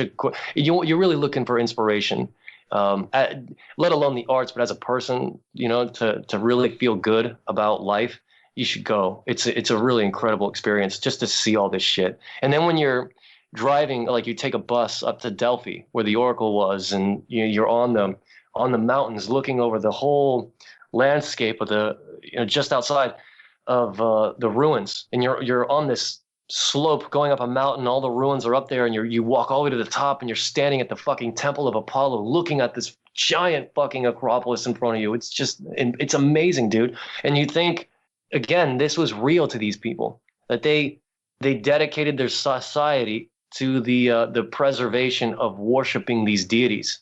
Their faith built that. It's solid. Exactly. And the Temple of Apollo and all that, it's amazing, man, to be standing in something that's just like, for thousands of years people would come to honor these gods. You get what I'm saying? It's just a fucking crazy. It's a surreal experience. It really is an existential experience. And to think that that I could even write, I would use my own talent to try to, and my skill to try to create my own,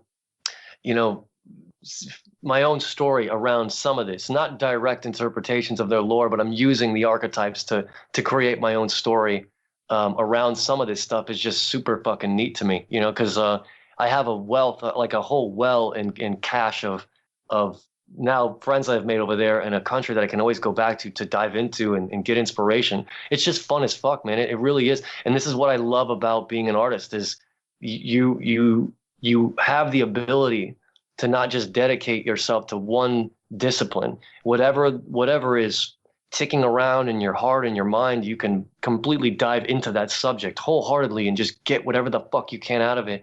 And go, balls to the wall, and even like what I'm doing, taking trips to these places to be fully immersed in the environment, and then come back with a wealth of knowledge and inspiration and build something so cool. And I think this is what some of the best artists do.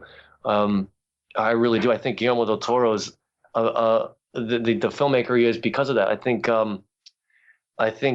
some of these guys that create some of this stuff are the artists they are because of their experiences in that way.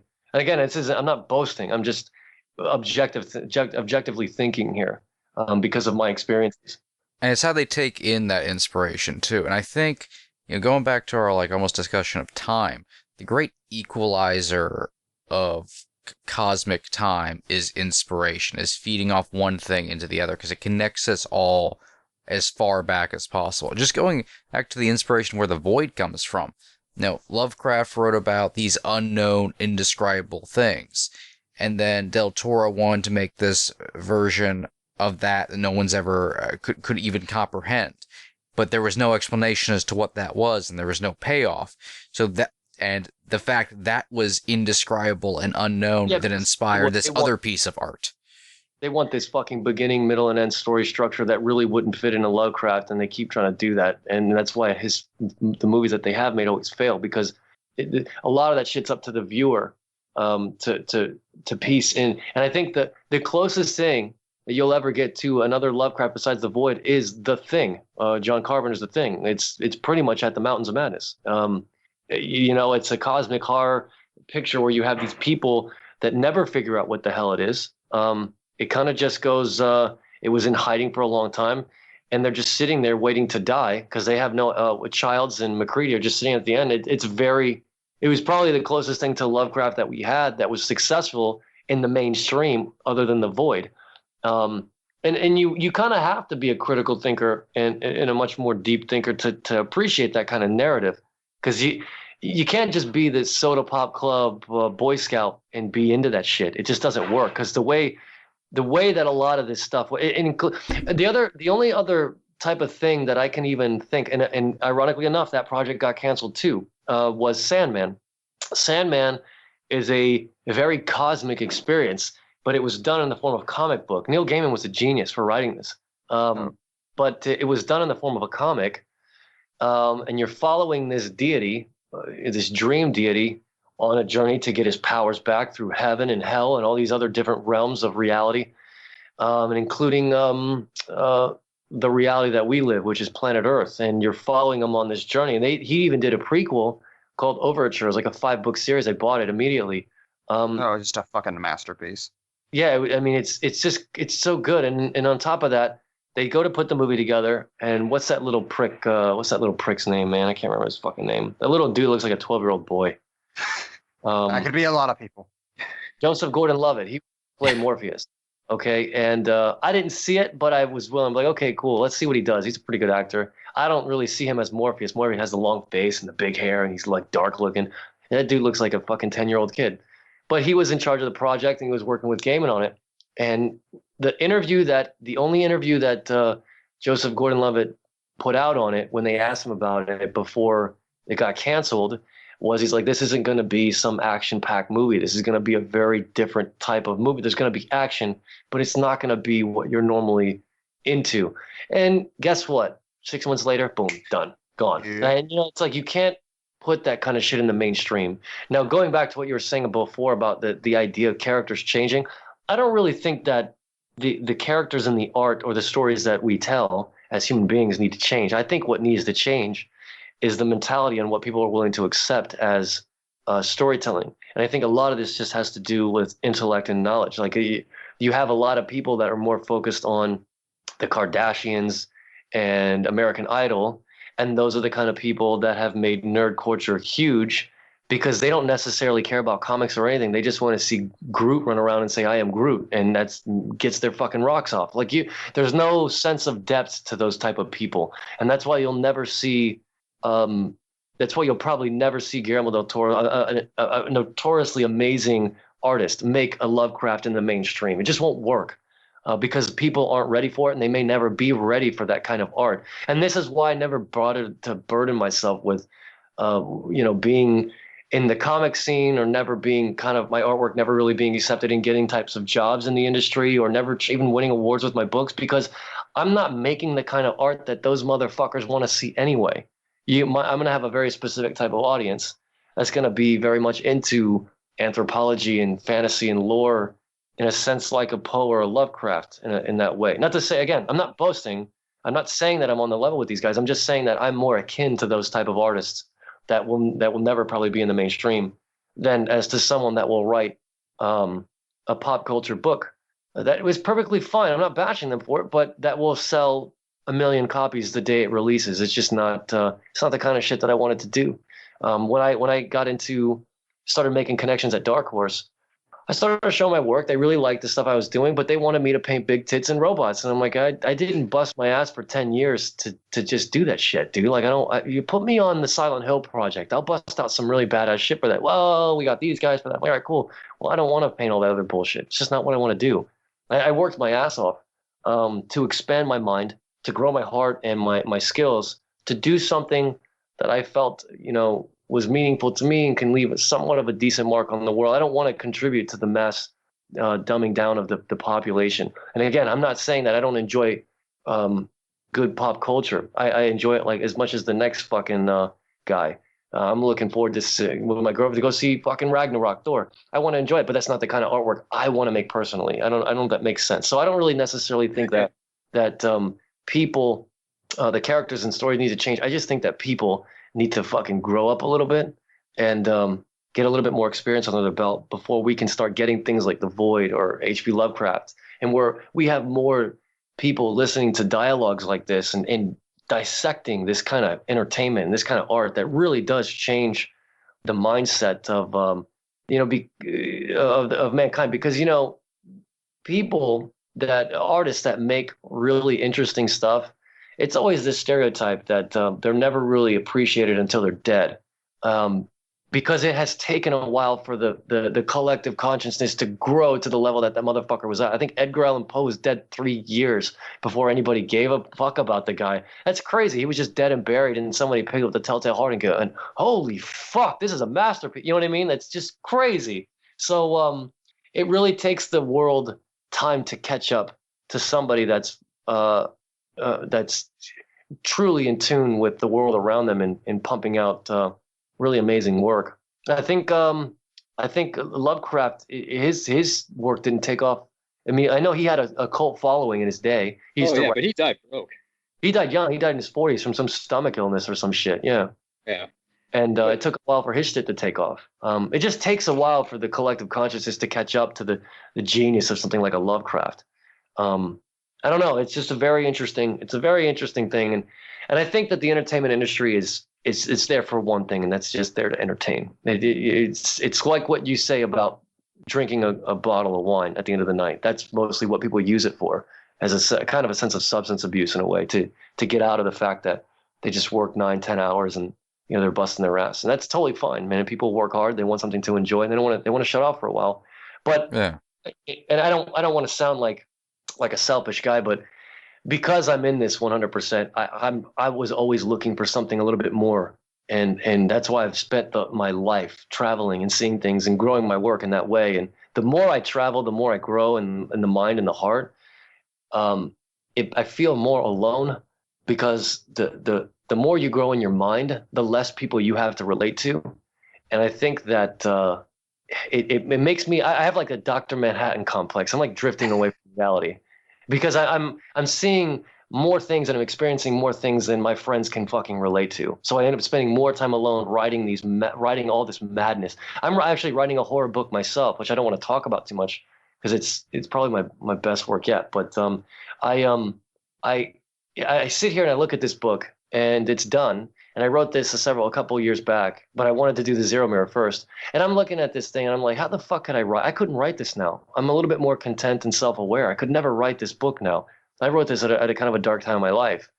And I read it. I had a couple people, close friends of mine that I've read too. And it's like, it sounds amazing. It sounds cool, but I really don't understand the experiences that you're going through because, again, there's a lack thereof. So the more that I spend time developing my work and developing myself as an artist, one becomes more of a lonely journey. Two, it becomes harder to relate to people in that kind of thing. So when I see people like Guillermo del Toro getting canned from doing projects like this, or the fact, going back to Alien Covenant, that this whole Prometheus was supposed to be a trilogy, and the sequel was called Paradise, and they were supposed to, Ridley Scott was supposed to make the engineer's world very Lovecraftian, like after the after the fucking Cthulhu monolith came out of the ocean, when the observer was talking about how he couldn't identify the architecture was because it was shit you've never seen before in your life, no perspective. Everything didn't lead to any kind of point of perspective. That was the way they were going to make the engineers world.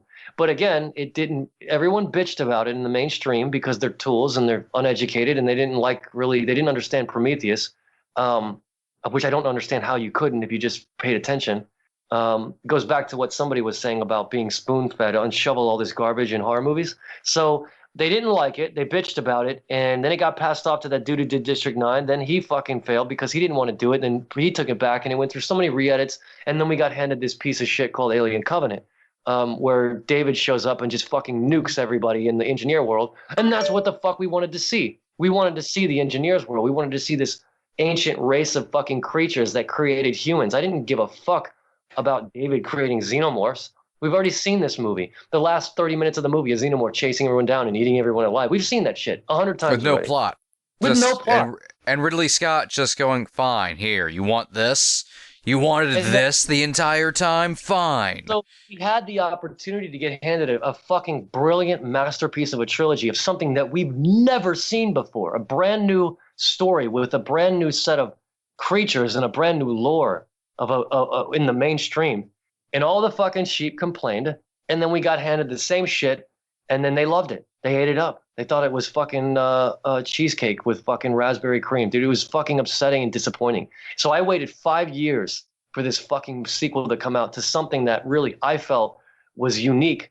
You know, you had all these ancient cultures talking about fucking visitors from space, the whole ancient aliens theory and all that stuff, and they made this movie Prometheus. It's like, cool, we're going to actually go to a new creature in this universe and see their fucking home world. Can you imagine what that would have looked like with all the ancient knowledge and all that frequency and bullshit that we're showing in Prometheus? My head was fucking spinning. I was looking up all kinds of fan fiction and whatnot on the internet, and I just heard this theory that they were talking about making it called Paradise, and it was going to be all this Lovecraft type shit. I'm like, man, this is going to be fucking incredible. I can't wait for this. And then it finally came out, and it's like, that's what the fans got, exactly what the fuck the fans wanted. And like I said, it's not the characters that need to change. I can guarantee you that Guillermo del Toro and Ridley Scott are capable of doing fucking incredible stuff.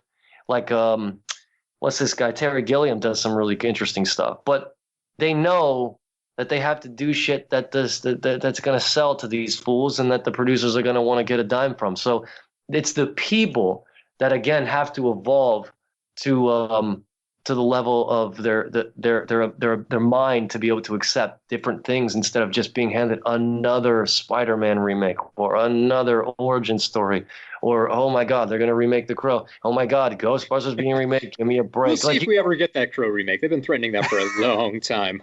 But do you see what I'm saying? It's a joke. Oh, yeah, at this of course. Like, yeah. It's such a joke. I think the best way I've ever heard it described was basically entertainment exists on a plane, with the end post being pornography on one end and art being the other. Pornography not just being like actual porn, but the idea that this is something designed entirely as entertainment. It's just something to pop on, you forget about it instantly as soon as it's done. It's just a visceral, cool, fun, quick experience that wasted 20 minutes of your time or whatever. Art, on the other hand, being like the most pure distillation of something with meaning. But it's so dense that no one could ever get into it besides the creator. It doesn't have outside meaning. So you have to somehow slide along there to where you get enough porn in your art that it still has meaning, but it's accessible and that other people would want to watch it. Yeah, exactly. It still has to be titillating. Yeah, you got to get some titties in there. You look at all, you got to get some titties. You got to get some fucking monsters. And you got to throw that in there. It's just the same old bullshit. And I've become tired. And again, this is why I've been so very much against this lackluster desire to ever get my shit judged or ever submit a book for a fucking review. I just don't care. Like it's not even, I'm more in it to write good stories and develop myself and to be a better artist, to try to make the best stories I can and to be a better artist and a better thinker, to try to come up with truly unique things and go on this journey throughout these different places. And even going through Romania on this little 12-day trip, just backpacking through Wallachia and Transylvania to see all of Vlad's castles, like this, seeing all his castles and being in the presence of high up in the Wallachian mountains and his main castle, Polianari, which is in ruins now, but it's still fucking dope to go see. It gave me everything I needed. And I didn't even know I was going to fucking endure this experience, but it gave me everything I needed to understand the villain in the Zero Mirror. And I would have never found that inspiration for that character. I had no idea I was even walking into that unless I went there. And I was just going there to fill up a sketchbook of a childhood thing. I was always obsessed with Vlad the Impaler. And I wanted to go check out his fucking castles and see Romania. It's just something that's always been on my mind since I was a kid. And fucking looking at the Faces of Horror, Elizabeth Bathory, and all that shit. I was a pretty dark motherfucker when I was younger. So when I got there, it gave me this sense. I was like, dude, this is exactly. And it just clicked. And I was in his camp. I'm like, this is exactly how I'm making my villain Potentia in the Zero Mirror. This is exactly what he's gonna be. And I came back and I started cranking, and I got heavy into doing concepts and making paintings of this character. So little by little, this lore and this mythology is coming together based on these things that the way that I experience things. I'm in this to make good art. I'm not in this to be a pop culture master and get all kinds of press and shit. I could give a fuck about all that. It just so happens that I'm in the scene because I'm an artist in the pop culture scene. And again, I like pop culture. I'm looking forward to seeing, the next Avengers movie. I think it's fun as fuck to watch, but it's never something I would reference to make my art. You see what I'm saying? So, Yeah. I do think there's something interesting in there, though. At least my feelings on art. It's fine whenever anybody wants to just turn their brain off and after a long week and just watch a movie or watch the newest blockbuster or just kind of veg out a little bit. We need that. I think we all do that. That's it. It's like cool. That's fun. That's kind of almost in a way the beauty of art. It can work both ways, but it can work both ways. And I think there's a rejection of intellectualism in that, a Saturday morning cartoon can inspire you or get something going in your brain. It can bring a fucking tear to your eye, but you have to open your mind to that concept. You have to allow that another piece of art to breathe. Be it a piece of art, be it a piece of architecture. I was just walking around my neighborhood the other morning. I was looking at cracks in the fucking sidewalk, and I was thinking, like, my neighborhood was built in the 60s.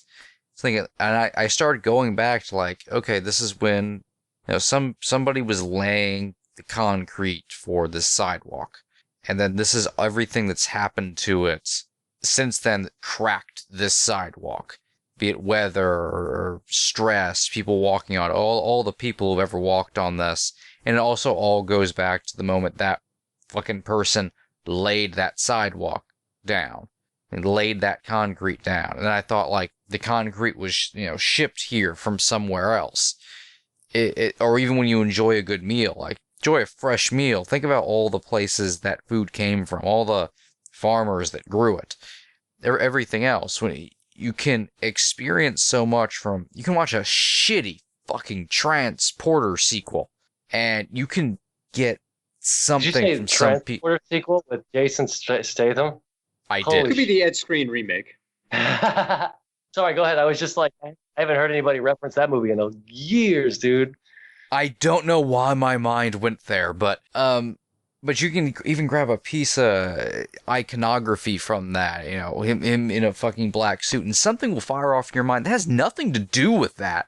It has nothing to do with anything in that. I've found inspiration reading a book or watching a documentary and seeing a dark hallway and going, oh, my mind goes here and here and here and here. My mind's suddenly now like in a plague town somewhere. And there's this story unfolding, and where the fuck did that come from? The problem is, like, it's like with most things in life. You have to enjoy things in moderation. If you want to enjoy things mindlessly, it's all in moderation, but you have to let you have to let your mind unfold. Our minds are complicated fucking machines. Let it unfold, because your consciousness and your unconsciousness will go any number of fucking places. So the story that I'm writing, the Zero Mirror project, it's basically like this. And I don't know what you wanted to hear anything about it, but you start out with Pluto on his moon. He's having this inner dialogue, and he's just standing there, and they're all represented by obviously human figures. And he's standing on his moon, and he's having this inner dialogue with himself. questioning where his fucking moon went. So he goes to First Father, which is Apollo, and asks him for permission to go through the Zero Mirror. And there's this whole backstory of why Apollo locked the Zero Mirror off and created the Minotaur to block anybody from going in or anybody from leaving who was in there. And I get into the backstory of why that is and what happened. So there were these three gods that created the Zero Mirror, Apollo, Genova, and Potentia, Apollo's brother. And they kind of got restless, and they just didn't. They got tired of the order. They wanted to just see and think about something different and feel something different. So they set in motion to design this labyrinth and go inside and to be able to exist in a playground that they can create in their own image, and instead of just being kind of like a dream in Sandman or Desire. They are what they are, and that's all they are. They keep order. So they wanted to kind of create a world that they could actually manipulate and see what would happen with a little bit of chaos and a lack of order. And they go in there and enter the Greek tragedy aspect of it. Once they do this, Genova creates the passing through the Zero Mirror, which is the Genova clutch, and it connects the biology to the human to the God consciousness, and you're in kind of like a tangible world at this point. And once they go in there, they start feeling these types of human emotions. It's kind of like a blank slate, like a white slate, and they just start creating images in life. And I had a dream about what it would be like the other day, and I just kind of saw like grassy plains and these floating crystals, just like these crystal shards levitating right above the grassy plains. And they started feeling these different things that they've never felt before. So Potentia and Genova fall in love, and they have sex, and Apollo finds out, and he goes through and he starts feeling things he's never felt before, anger and wrath. And this massive fucking battle kicks in, and they just start creating all this wild shit that they never were able to create before. And they end up building these creatures and armies and whatnot. And so he locks the fucking Zero Mirror up and seals them inside. And thousands and thousands of years go by, and Pluto's moon is missing, and he wants to go in because he thinks it got sucked in. So he asked for permission to go through the Zero Mirror, and he's like, okay, if this is what you want to do. I kind of tied in a Neil deGrasse Tyson thing here. They renounce his status as Pluto. So he's renounced as this entity, and he's kind of like known as Pluto becomes an underworld, the planet. And he has a familiar in the story, and it's a wolf, and his wolf's name is Lupo. And that's Italian for wolf. So he goes through, they give him this, they revoke his godlike status, and he goes to Saturn, walks him to the Zero Mirror, and they have this whole conversation about why First Father is so much more in love with Pluto and all these different things. And he goes through the Zero Mirror, and then he actually enters this different state of being. And next thing you see is this fucking gigantic Minotaur just peeling through this. Think about that scene in Legend, with that fucking beast, Tim Curry just, kind of stepping through that portal. That's kind of how I saw this. And then he had this little dialogue, and then he gives him these 10 trials, kind of similar to the trials of Hercules. You got these labors of Hercules. It's kind of like what I'm using there. So he sends him on his first trial, which is to go to the ass end of the universe and find this planet called Meteora and steal the wings of Icarus from the Icarus creature. Now, they think it's a myth, like this creature doesn't exist. It's not real, right? How can that possibly be real? So where I came up with this planet was I was actually in Greece, and there's a land called Meteora with these ancient geological rocks. And in Greek, Meteora means suspended in air.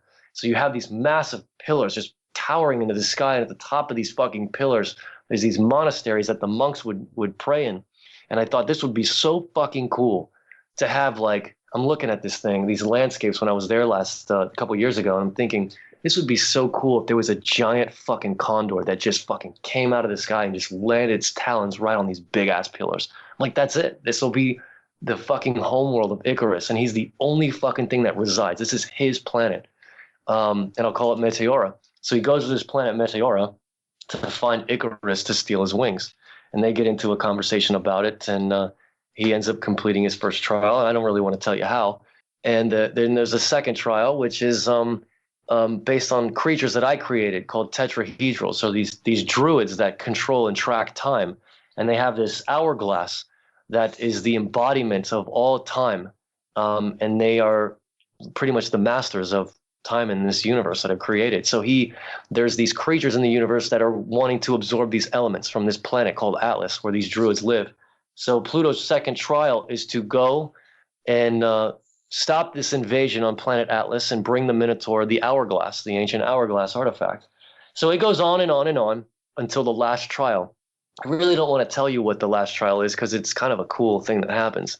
You got to save something for get people on the line, get them to buy. So those are the two first trials. And again, the way that you see that this coming down is I wanted to create an adventure story. I wanted to create a fantasy using the lore that I like and incorporate some of the things that I go through. And just the way I write the dialogue about Pluto seeing Icarus for the first time.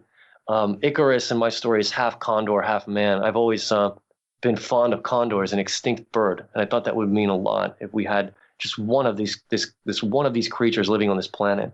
And he's fucking 15, 20 times the size of an average god in this story. You look at those Egyptian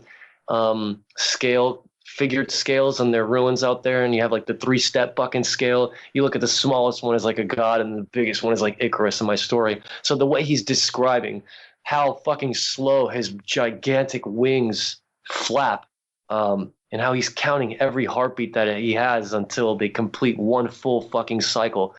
That's just to illustrate the massive size of this thing. So that's really the way the writing is going. It's very detailed. If you look at Lovecraft and how descriptive that dude would get into and get lost into that kind of stuff, you'll see a lot of that influence, but you'll see a lot of it. It's a lot more emotive than just dry adjectives that Lovecraft would write about. Because you could get bored with some of the shit he would write. It's like, okay, dude, I get it. Like, you get what I'm saying? Like, he could be a tough read. It was definitely a mouthful. Because you have to be fully focused. And then sometimes when I read his stuff, I had to go back and reread what the fuck I wrote because my mind would start wandering. So mine is definitely a little bit more emotive when I get into the detail. So half of the book is already written. It pretty much goes from the moment that Pluto finds out that his moon is gone, and he goes on this journey to find his orbiting moon, his love. And half of the book ends at the end of the last trial with the Minotaur. So used a lot of the Greek mythology, invented some of my own. So I don't know what you think about it so far, but that is basically the premise. And I really don't have any problem saying this because I have a whole Patreon account dedicated to it, and I've been talking about it on Twitch. So, like I said, if you're interested, I'll come back after Crease and we'll do another talk, and I'll tell you everything that I was learning and the kind of directions I'm thinking about going with the project from there. Yeah, we'd love to have you back. Yeah. Oh, definitely. Definitely. And Zero Mirror, that sounds so fucking amazing. I'm in love with everything you just said. That's incredible. Do you like it? You like the direction so far? Oh yeah. And just as even outside of being a mythology fan and a Greek mythology lover, it's incredible. And the world building you've done there is just it sounds next level. Honestly, it sounds like just like the type of stuff where you sit back and all. It's like, okay, this is sort of, you imagine these same sort of building blocks for like, and I do not want to compare you to like other bigger writers or anything like that. I don't want to put that on your shoulders, but like, it sounds like this sort of mindset that you get into that leads to something like Alan Moore would do, or something like like a Neil Gaiman or something like that. It's like, that sounds just so insanely cool and so insanely just out there in the best possible way. Well, I'm happy that it kind of gives you that reaction just with a little bit of narrative that you've learned about it, because again, I've spent the last couple of years really just taking my time with this, because the Wooden Heart took me about 4 years to put together. One, because it was hard to go back to some of those dark places that I really didn't want to venture into. But two, because I really didn't know dick about writing a comic. And I learned a lot about that. And my biggest lesson from that book was to get out of my own head, in my own bubble. And if I really wanted to be a storyteller, then I have to give the viewer a story that they can follow. And the biggest lesson about telling stories is this one. You have to keep your character in conflict, because it's going to keep the viewer their ass seated and wondering if your main character is going to succeed or if he's going to fail. And that's a big It took fucking year. I'm 31. It took over 10 years to learn that lesson. And this is full-time continuous reading and just reading and traveling and trying to explore. So with the Zero Mirror, after Pinocchio, I knew I wanted to write something that made me happy, that went into a place that I like I made the Super Metroid reference and the Metroid Prime reference, where you're kind of on this journey, you're excavating these worlds and you're finding these artifacts and you're experiencing these ancient cultures, similar to kind of how I put my artwork together by going to these places and having an experience, a real, genuine, emotional and visual experience, and then trying to translate that or transcend that into writing and imagery to tell a story. And I knew that's the direction I wanted to go in. Now, if it's going to be successful or not, I have no fucking clue, because this is my first attempt at it. This is my second project. But that's why I took my time with it, because I wanted to be – I didn't want to make mistakes by sitting on decisions too long and never getting anything done. So at a certain point, I'll just make a decision and move with it. But I wanted to make sure that I wasn't just making snap judgments, kind of like what I was doing with like when I told you – to truly understand the villain character, it just kind of happened randomly when I was fucking in Dracula's castle in Romania. It's just a really random thing. And now I know for a certainty that that is the way I want to take his character. So I just want to be sure that I know that everything in this story is exactly it was not a second guess whether or not it's going to be fun for people to read. And yeah, I always have to ask myself this question: would I read this? Would I read this? Go back to the things I liked in my childhood that really made me want to get into art, video games and stuff like that. The things that really set me on adventures, whether it's, you go on these adventures and when I was a kid with Donkey Kong and all this kind of shit, Super Mario Brothers, these little Final Fantasy, another one, really, you go on these adventures, meeting characters and finding weapons and earning power and stuff like that and leveling up. Final Fantasy VII was a great one for me. Oh, man. So and this is the kind of thing that I wanted to do, is write a deep adventure about a character that is having these experiences throughout this grand universe and seeing things he never thought he would ever see, all by the motive of trying to find his love, his orbiting moon that just got sent out of orbit. Now, did it go through the Zero Mirror or not? I guess we'll have to find out. But he's doing a hell of a lot of shit to try to get through that fucking portal. And I think it's probably the work that I'm doing for this as of right now. I know I mentioned the horror book, but this is some of the coolest shit that I've ever made. I'll say that about my own self. You have to see this. Now, when I mentioned the second trial, going to Planet Atlas and bringing back the tetrahedral hourglass, I actually built it. It's about 2 foot tall and 1 foot wide. And Awesome. I made it out of glass, and I made both sides of the hourglass actual tetrahedral triangles. And so if you look at the portal and the void, those tetrahedrals, each side of the hourglass looks like that. So I spent fucking weeks cutting out glass and drilling holes in it and bolting this fucking hourglass together and then burning all the symbols of all the planets into the side of the hourglass. You can see it on my Facebook. There's a whole album of it. Oh, perfect. I was going to ask if it's up on your personal site or if it's on your Facebook. Yeah, well, you know what? You'll be able to see it quicker if you go to theartofcjdraden.com and click on I think it's under Zero Mirror, one of those tabs. If not, there's an album on my Facebook for it. So yeah, and that another thing being said, if you go to my website, The Art of C.J. Draden, talking about Pinocchio and the idea of building narratives based on excavation and shit like that, I built this Pinocchio that I had, which is 5 feet tall, of all these tattered raw materials and shit, pieced together like a fucking Frankenstein. And it was my vision of Pinocchio, and it was this really dark, fucked up looking thing made with metal and wood. It's Frankenstein's a good way to describe it. I looked at the pictures, and that was the first thing that came to mind, man. Oh, you saw it? You saw the Pinocchio already? Oh yeah. It's that thing is gorgeously. Like, I've never seen something be that horrible and beautiful at the same time in terms of something made of wood. I was in a very dark place at that time. Yeah, but you know what? That took me several years to make too, because every piece on that thing had to be right.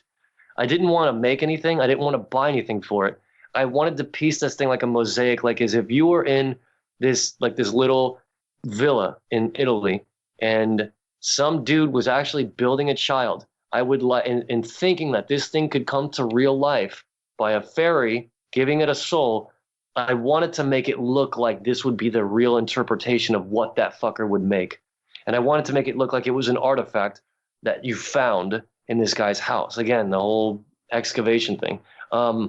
So I think there's photos of the hourglass up there too. I made that, and I'm making all the elements from Planet Atlas as well, because I like this idea of bringing something out of the story that I'm making, because it gives it that much more life. It makes it so much more real. Now it's not just a story. There's these fucking tangible artifacts that came from it. You can walk around it and see it and like, holy shit, this is from Planet Atlas. Holy shit, this is Pinocchio. This is a real Pinocchio. The thing's 5 foot tall. So there's a lot that I'm trying to get done. Basically, the book is half done. I'm at this point where I have no fucking clue what is going to happen once he passes through the zero mirror. I don't know what the world's going to look like. I have no idea what he's going to experience. I have ideas. I have sketchbook full of concepts and ideas, but that is really what's going to make or break this story. What I talked about, the trials of being able to pass through the zero mirror, that's just the first step. The second is being able. As you're working on this, you also do your live streams. Are you actually working on the zero mirror on those sessions? Yeah, that's actually part of that's why I am actually using my Patreon and my Twitch backwards compatibility. Like I'll do all the process work and do all the art pledges and all the rewards through Patreon and do all the process work on Patreon. And then when I'm ready to actually create the final pieces for the book, I'll do them live for people to watch on Twitch. Great. And you're trying to work on a schedule for that, right? You're like a Tuesday, Friday? Or do I have that totally wrong? Twitch is Monday, Friday at 9 p.m. It's been that way for the last I had it on Tuesdays, and then I changed it to the middle of the summer because it worked out better Mondays and Fridays at 9 o'clock. And people can find you on there at that's go.twitch.tv/CJ Draden, correct? Oh, it's just twitch.tv/CJ Draden. Yeah. Perfect. Okay. I almost had that right. So close. Now, the last couple of streams have mostly been commissions because I've been fucking balls deep in work and I needed to get that stuff done. And I wasn't totally ready to just, again, I had to take some time off of Twitch to get ready for New York Comic Con. That's a massive event. It takes months to get ready for. So I took a look at my process book for the Zero Mirror and I just completely, my notes are so insane. And I was looking at some of the sketches and it's going to take me a minute to just analyze this and figure out the state of mind that I was in and where I left off. So I just used my Twitch streams the past couple of weeks to get some commissions done. I didn't want to rush back into a project that's kind of like the heart and soul of my being right now. Well, understandable. A lot of food on the plate still to go through. But I hope you like what you're hearing in the direction. I hope you want to see more because this is something I've put a lot of time and thought into. It's to make things seem so natural. It just takes a lot of practice.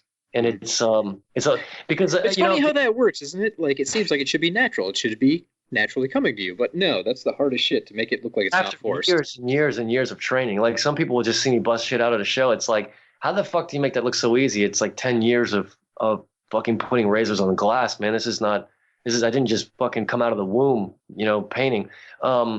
It's interesting. I was listening to Dan Brown talk, and the reason why I like Dan Brown, the author of Da Vinci Code and Angels and Demons, is because he kind of gets into these really interesting cultural, anthropological, conspiratorial type stories too.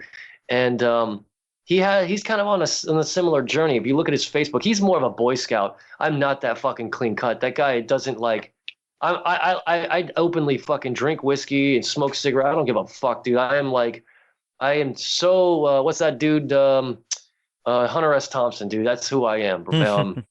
But he's so much clean cut, but he's kind of on a similar journey where he'll post things on Facebook talking about where he's going, what's drawing inspiration for his next book, and these different cultures that he's seeing or where he's at in the world and the kind of places that he's going to and giving people vlogs of what he's doing. And I always thought that was unique. And he gave an interview one time, and I'll never forget this. It was another great lesson of storytelling by a master at this point, well, a commercial multimillionaire master writer. This guy said, you can take you as long as you know how you want your stories to begin and how you want your stories to end, you can fucking go in a million different directions. The key isn't the beginning or the end. It's your personal journey of connecting the dots to getting beginning to end. And you can take any decision you want to go.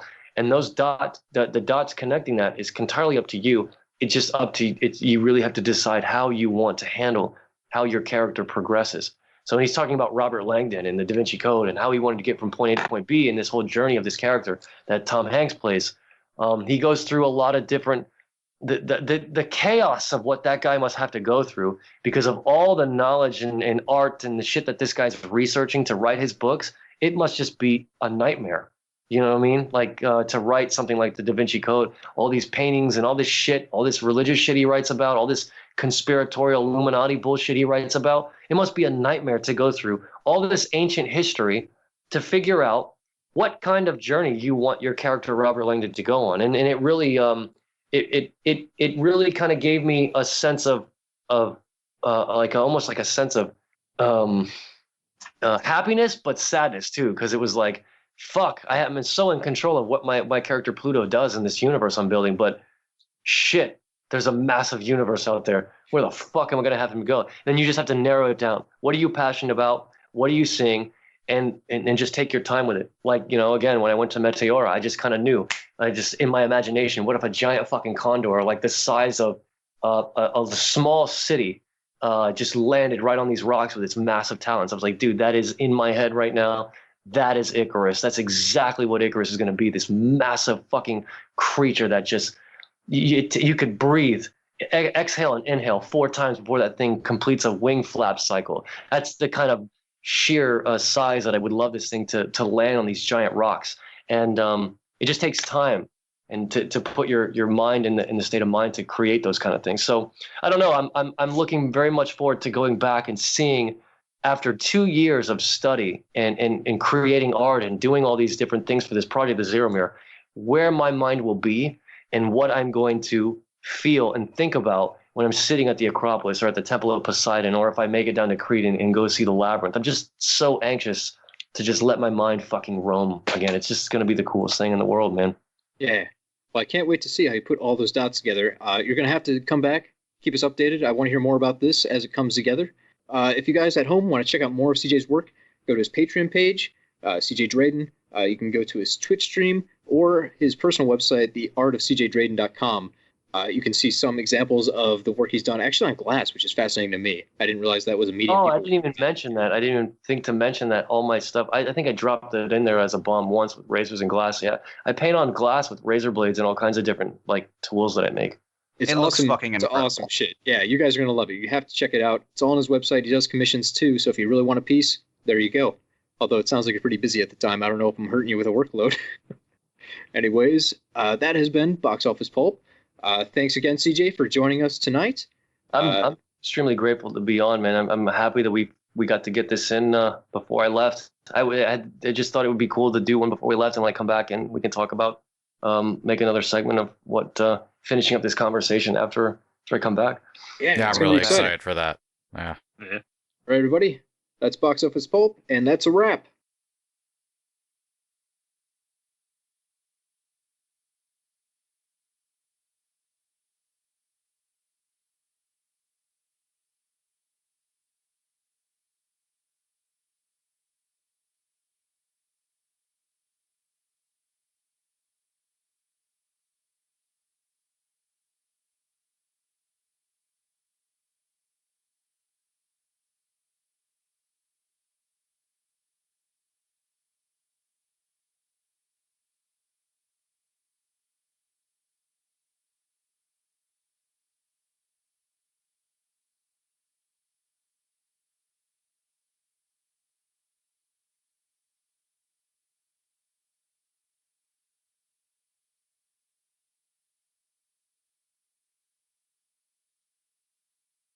And customary to our show, this is a point where I normally say something stupid that makes our post-credit stinger, but This episode is too prestigious.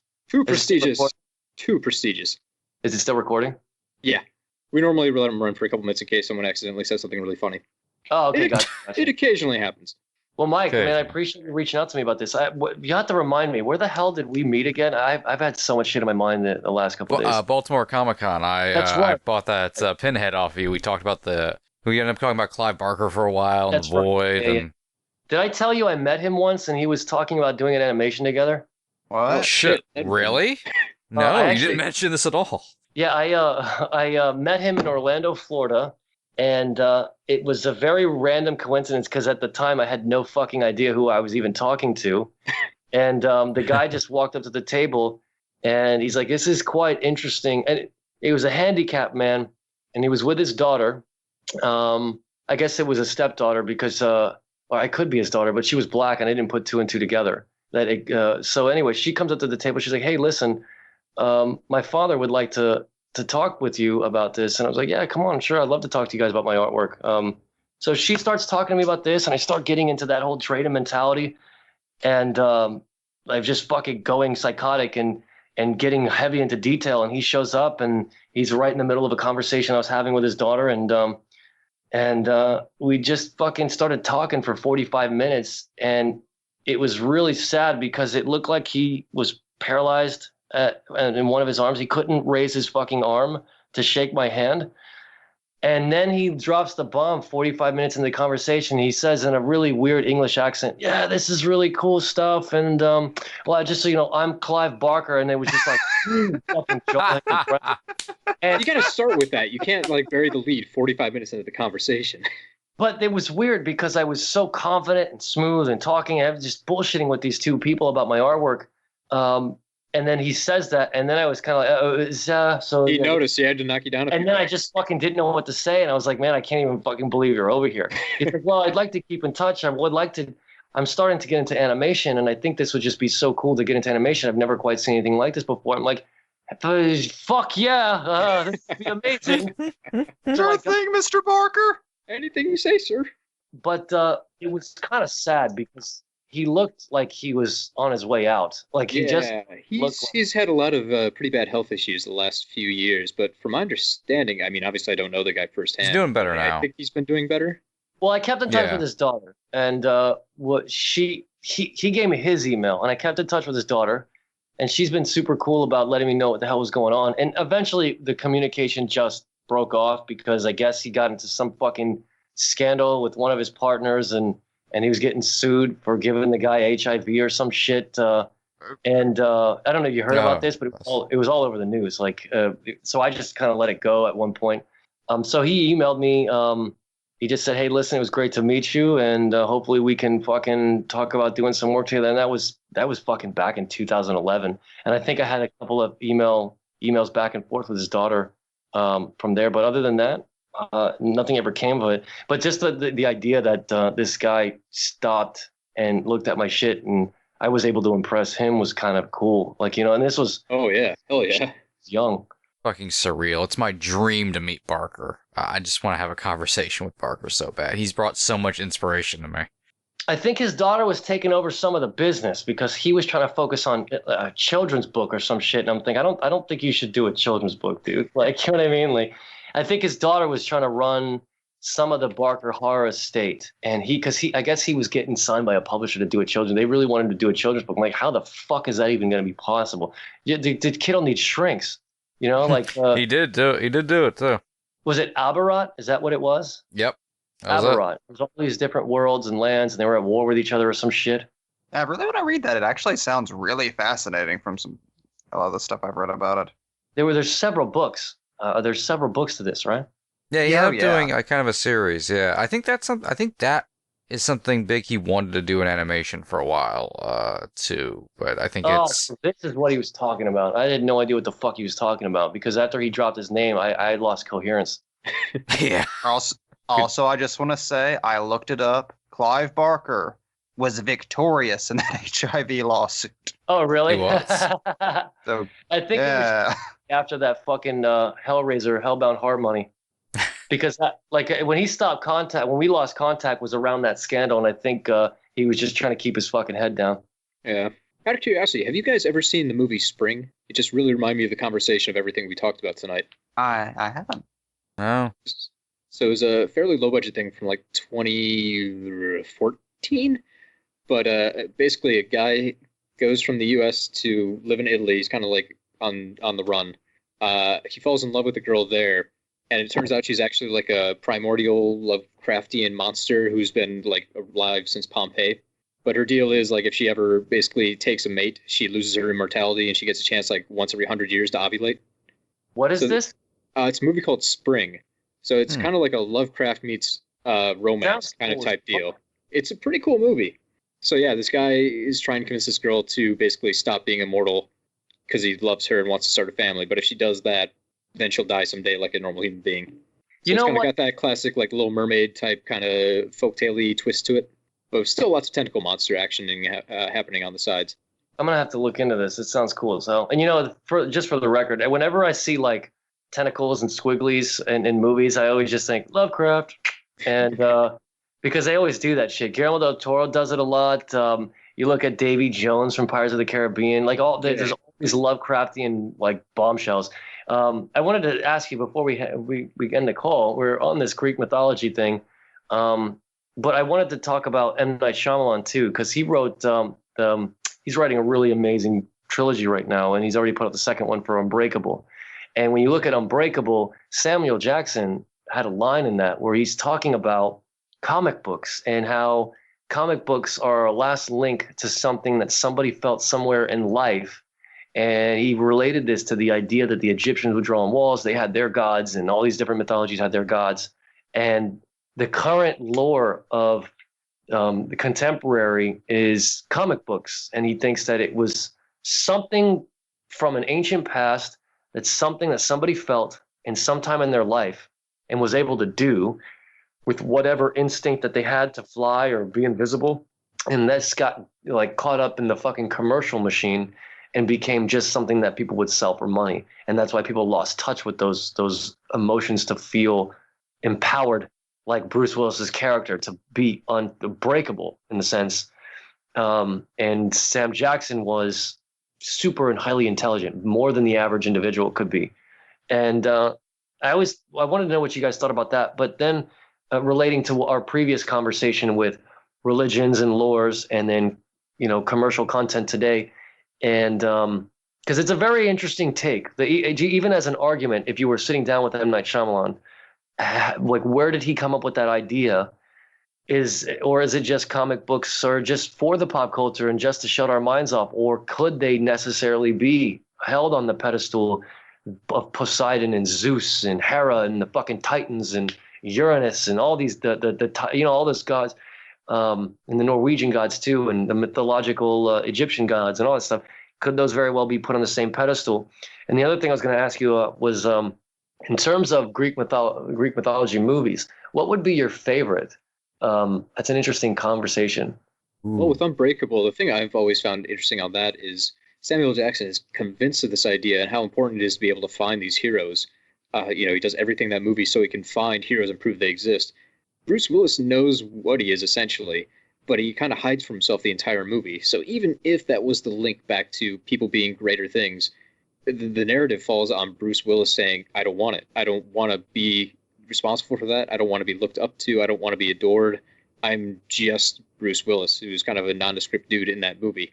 So he didn't want it. He actually, the only reason why he took it is because of the conversation that he had about purpose. It was the only thing that took away the sadness when he woke up every morning, because he was doing something that he wanted to, which was help people. Yeah, well, he does have the scene where he kind of goes out and even faces his fear about the pool and the water. Oh man, that scene in fucking Penn Station up in fucking New York. Oh my God, that was such a good scene where he's touching everybody and he was feeling the instinct of the shit that they've done in their lives. Fuck, that was an amazing scene. That's one of my favorite. That's the best scene Shyamalan's ever directed in his career. Like that scene alone is a masterpiece. Yes, it is, man. Just to him actually exploring the possibility that what Sam Jackson's character, Mr. Glass, is saying is reality. And he would just fucking put his hands out. And he's just, that when it was started backing the camera away and he's in the security poncho, he would just reach out and let people touch him or bump into him. And just the sixth sense, that instinct of being able to know when people have done something wrong and be able to punish them for their crimes as a hero. God, like I was 14 when I first watched this. And you want to talk about what really made me want to be a storyteller? Shyamalan gets a lot of shit, but he's been one of my heroes for a long time since I saw that movie. And I always make fun of it, but man, when I first saw that, I knew that I wanted to tell stories and get into art. I was around the same age whenever that movie came out, and that was one of those like shows how long ago this was. That VHS I watched over and over and over. And I love that you brought up the monologue that Elijah gives in that movie about comic books being the last link in the chain of something that goes all the way back to ancient man. That's a long tradition, that there's power in that. That was the first time I ever really started thinking about, comic books and superheroes and just pop culture in general as something more than entertainment, that these were archetypes. These were something sewn in permanently to the human condition that changes forms every few generations. Like you were asking earlier, if you think, characters like Batman and Superman measure up to the gods of old, it was like, I don't really see a distinction there. I mean, you look at the history of myth, like what are the things we keep returning to, almost as if like their instinct? There's the strong man, the alchemist, the detective, the perfect man who comes from the sky and makes everything good. We keep telling the same stories over and over and over again. We just put them in different masks. Yeah, because and then you have a character like the Joker. He just has no motivation. He just wants to put pieces in play to see how things are going to fucking pop. And that's what made him so interesting, and that's what made him so different as a psychopath. That is just like, you know what? I want to see what happens if I do this, and then fucking chaos. He's almost like, and then he's almost reminds me of a fucking wilder Hannibal Lecter, because Hannibal Lecter, in a sense, in horror is the same way.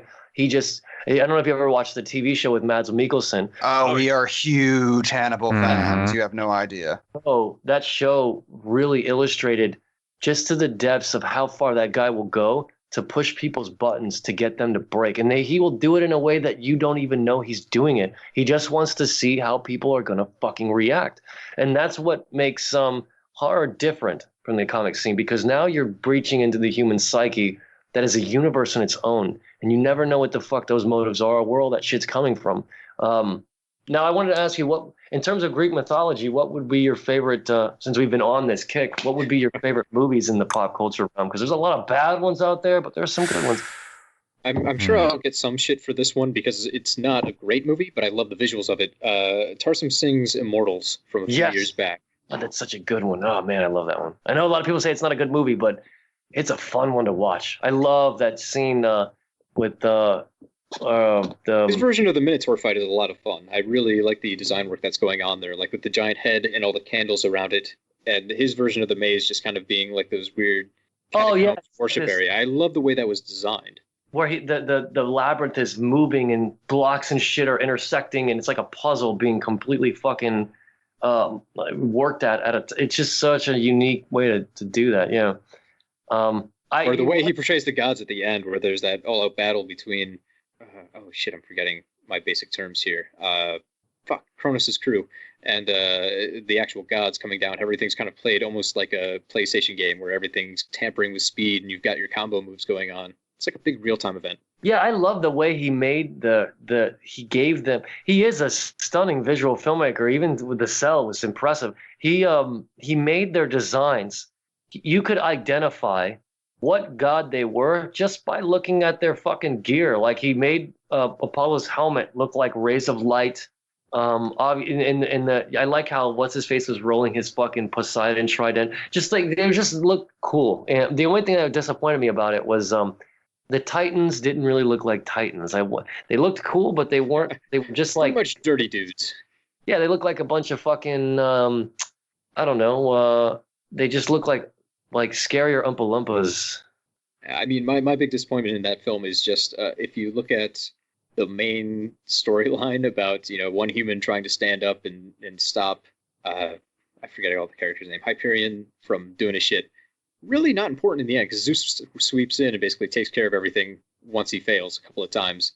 So the main plot doesn't really resolve into anything, which is such a weird disconnect. But the visuals are absolutely outstanding. And the designs are so good, it makes up for like that weird ending where it's like, there was a trial that humans didn't really do much on, doesn't really matter. Well, I'm not sure if this would fall under mythology. I guess it would because it's it's Greek lore, but it's more based on like literature. But I would say that Troy was definitely one of my favorite commercial Greek film. It was the uncut version was so good. Like it was just fucking good. Like I just really like that that whole Iliad of that. The other thing that really talking about Sandman, I never touched on this, but we're talking about taking an idea that you want to, when you write a story and you look at your inspirations and then you want to base it on something that's done really well. You look at Lion King, it's obviously Macbeth, right? So when it came to the Zero Mirror, the idea of following a deity around came from Sandman, but the structure of my story and on this journey came from the Odyssey. The Odyssey is one of my favorite stories. So when you look at that TV version of the Odyssey and you look at the way that the live action film Troy, I think that would probably be my favorite. I really like that movie. It's enjoyable. Going off of that idea, I would say my favorite take of the Odyssey is "O Brother, Where Art Thou?"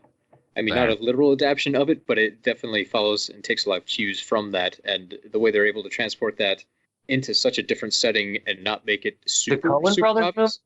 film? Yeah, describe to me like your how you see the Odyssey. I've never noticed.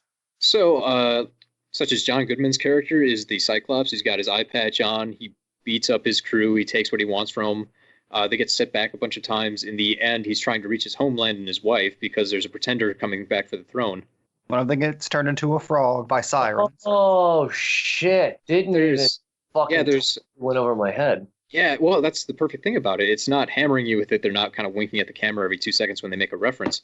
But there's enough in there where you can definitely be like, oh, okay, that's what they're up to. They're trying to essentially take that story and wrap it into the 1920s. And It's very ridiculous. Or did you read that somewhere, like somebody having this analysis? Because that'd be really good on you. That's a good eye, man, if you saw that yourself. Oh, I can't take credit for that one. That's definitely out there. Yeah, the Coen brothers were very upfront about that when that movie came out. Like, this is just our take on the Odyssey. Yeah, or like the blind guy on the handrail is kind of like their oracle. Yeah, that's basically one of my favorite stories. Hell, I named my dog Odysseus. He's one of my favorite Greek heroes. I was telling Mike knew that a while ago. But yeah, I love that story. I think it's fucking incredible. Actually, when I went last time to Greece, the only thing I wanted for myself was written in Greek, one of Plato's dialogues, which is his story of the creation of the universe, Timaeus. I have a hard copy of it written in Greek. So when I go back, I'm going to try to find a nice hardcover copy of the Odyssey written in Greek. That's just something that I would like for myself. That'd be God. Yeah, that'd be fucking cool, right? I can't read this shit. It looks fucking ancient and badass. But that's the point. I would hug it to sleep every single night. Yeah. But I got to get going. I'm going to get some food, and I'm going to try to get some more commissions done tonight, man. I really enjoyed our conversation. Hey, really appreciate you stopping by. It's been fantastic. Thank you so much. Yeah, I can't wait to come back and bullshit about what happens, what I did out there. So look forward to it. All right, guys. You enjoy yourself, and it was nice talking and meeting you guys. This is Box Office Pulp Guy, and this has been a Pulp Podcast production. Now please, please, please, put a gun in my mouth and pull the trigger and say goodnight. And now, on with the show. Graphic Novelism presents Code Disapproved, a new miniseries coming 2018. Graphic Novelism presents Code Disapproved, a new miniseries coming 2018.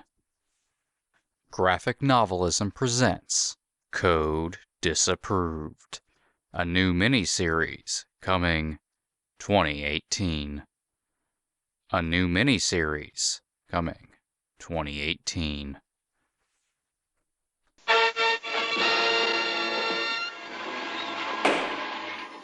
This meeting will come to order. The Legion of Pulp is now in session. In a moment, iTunes.